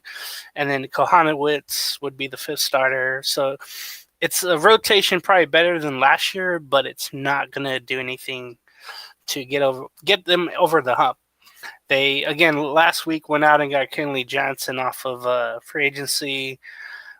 He's day-to-day already. So that shows you how much we'll see of him. They still have Ben Joyce there. He'll probably be the setup guy. Among the others of the bullpen, it's not really anyone that's noticeable. The catchers are pretty good. You have Logan O'Hoppe and Travis Darnold, who they signed for agency, and that's pretty solid right there. You still have Nolan Schanuel at first base. The only thing is that you're hoping he doesn't swing for the fences. It's almost the same thing with O'Hoppe, even though Ron Washington said that he was, but O'Hoppe said he wasn't. But with Schanuel, you hope that he just gets back to being an average hitter, not trying to swing for the fences. I'm eager to see if they tweak his stance at the plate. That too. It probably needs some. His hands are too high for my liking. That's the first thing you notice from him. Rengifo at second, but he's going to be out with the injury. So Christian Moore will probably be propped up to the majors, I'm guessing. Fast track, just like Neto. And it's never a good thing, I think, when you have draft picks that are brought up just like that. Then they have their taste and they have failure and they never come back the same. So I was watching a YouTube video about that. All these draft busts who were brought up right away and then just fell off the face of the earth. So third base, you've heard the story. You've seen the memes. Anthony Rendon said, well, hi and bye. He opted to get surgery on his hip, I believe it is. And yes, he will be missing a good chunk of the season, hopefully all of the season. And they end up just cutting him, paying the rest of the salary.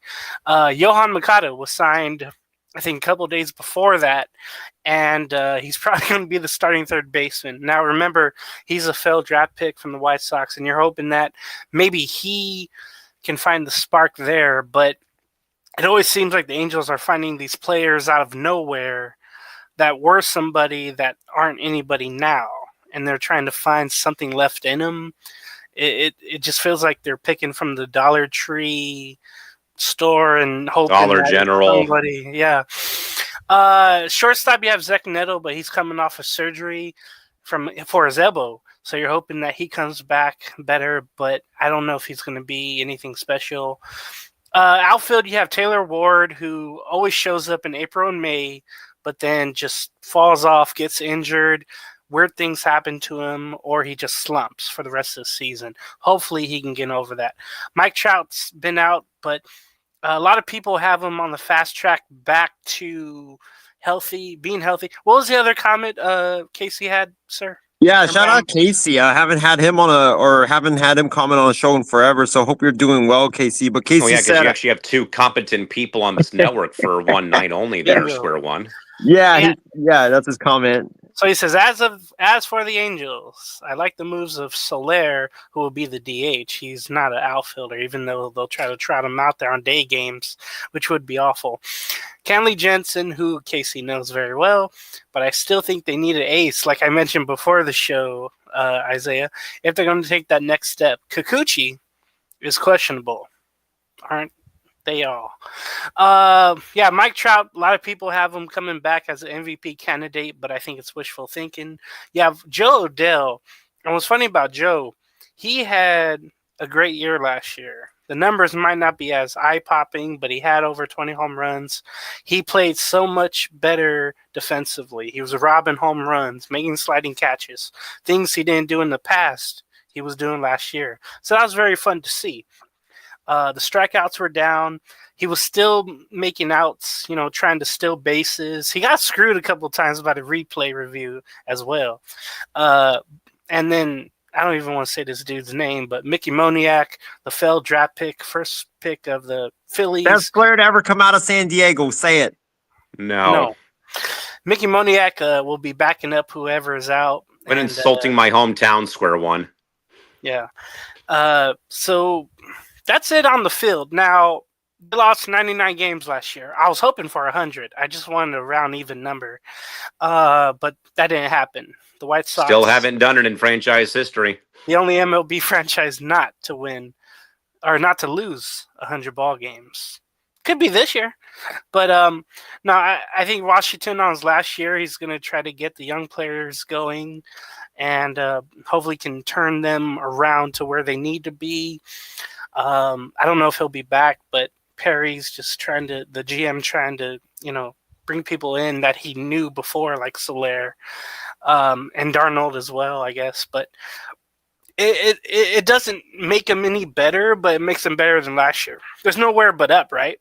From 99 losses, being last in the West, they'll probably be,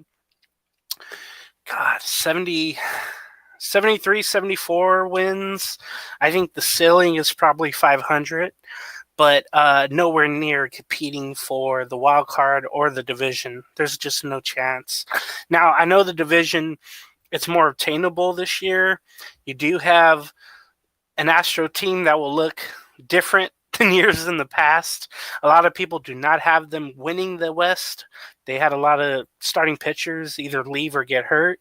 And Kyle Tucker leaving or getting traded to the Cubs, I didn't see that coming, and it feels like a franchise killer right there. They have Yordan Alvarez and Altuve, but other from that, it's kind of like they're just putting people around those guys, and that's it.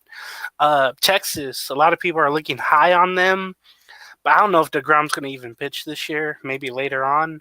No, he's back. He came back last September, I think it was. But you can never trust him to go at least 2 months without something. So that's the issue I have. Mariners, it seems like they wanted to get hitters, but they didn't strike on any. They do have a great starting staff. You look at the A's, they made those signings. They'll probably still play better than the Angels somehow.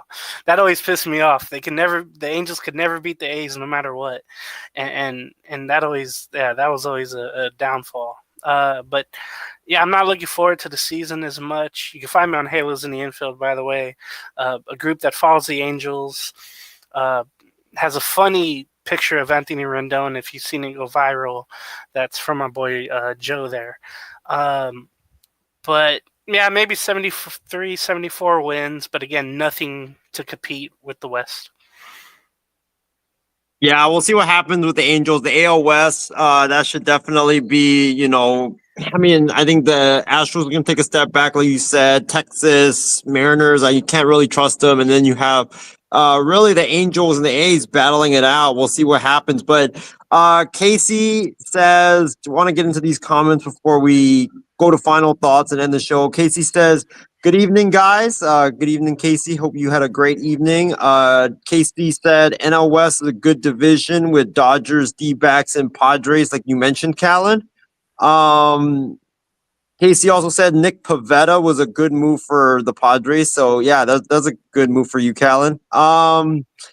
Also, Casey says a guy who the Angels should trade for if he becomes available is Sandy Alcantara from the Marlins, which I did hear could be moved sometime during the season. Yeah, go ahead, James.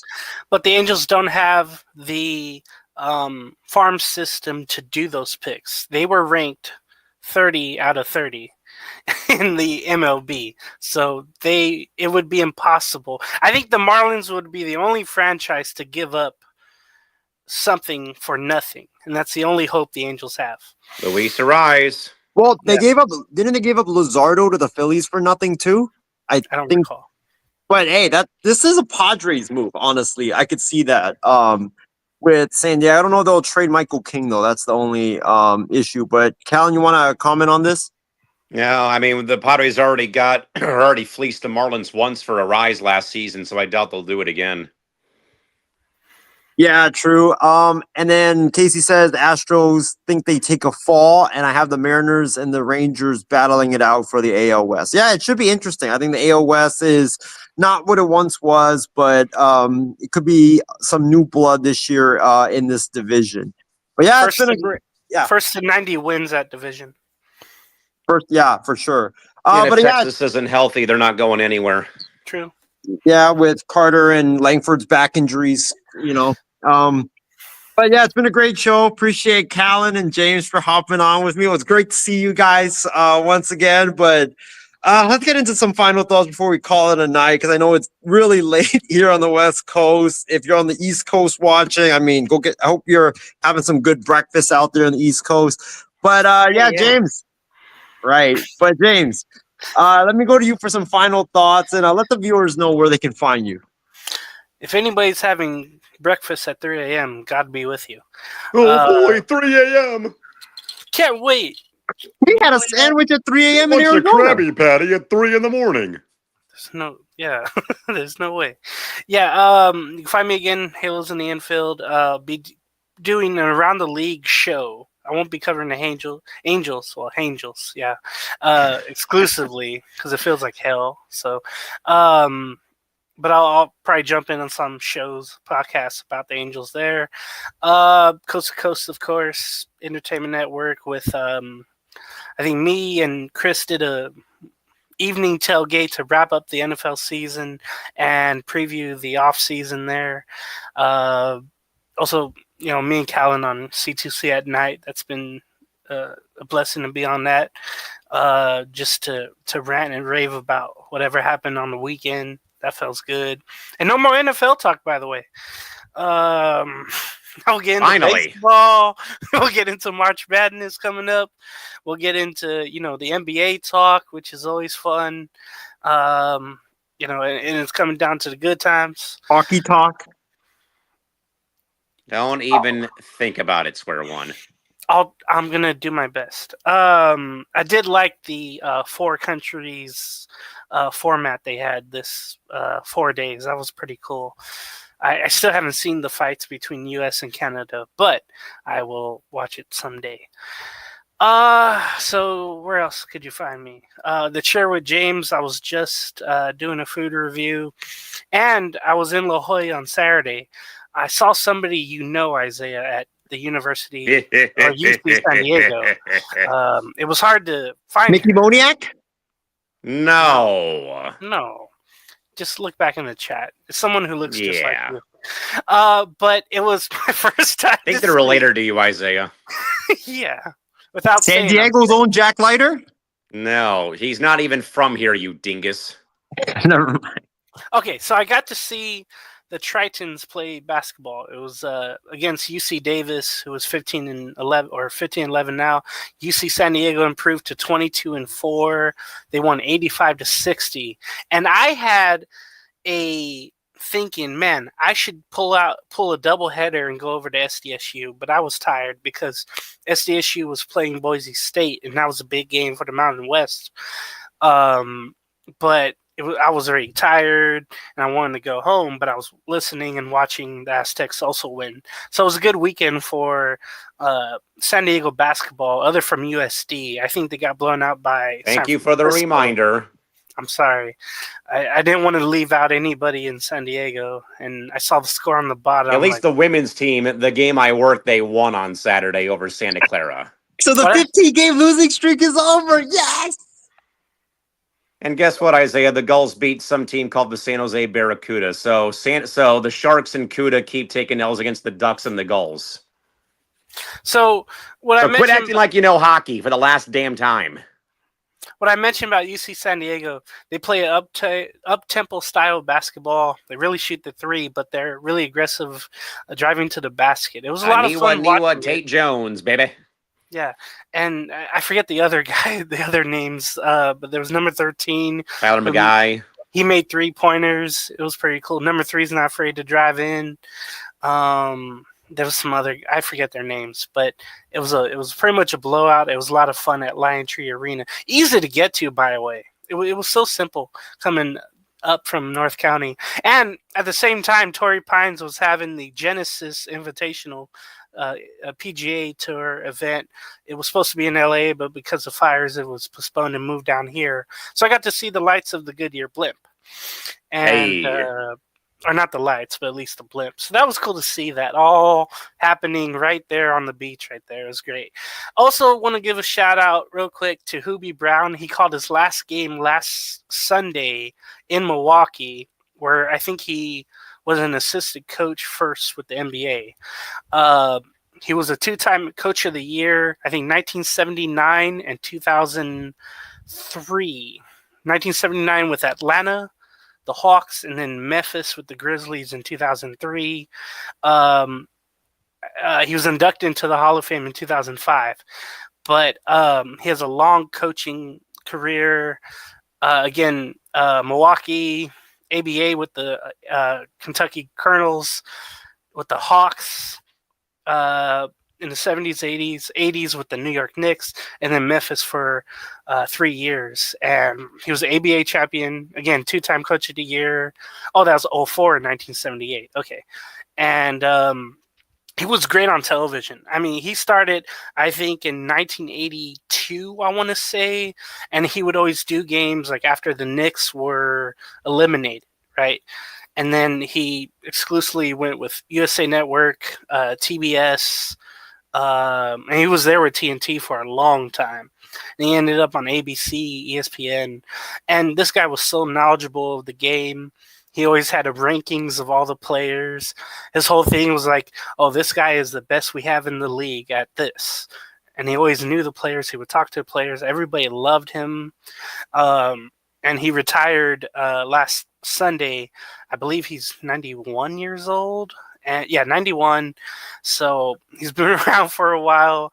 And it's just one of those voices, again, that I'm going to be missing to listen to and watch. But I learned a lot from him, and he has all these coaching videos on YouTube, and I've probably seen half of it.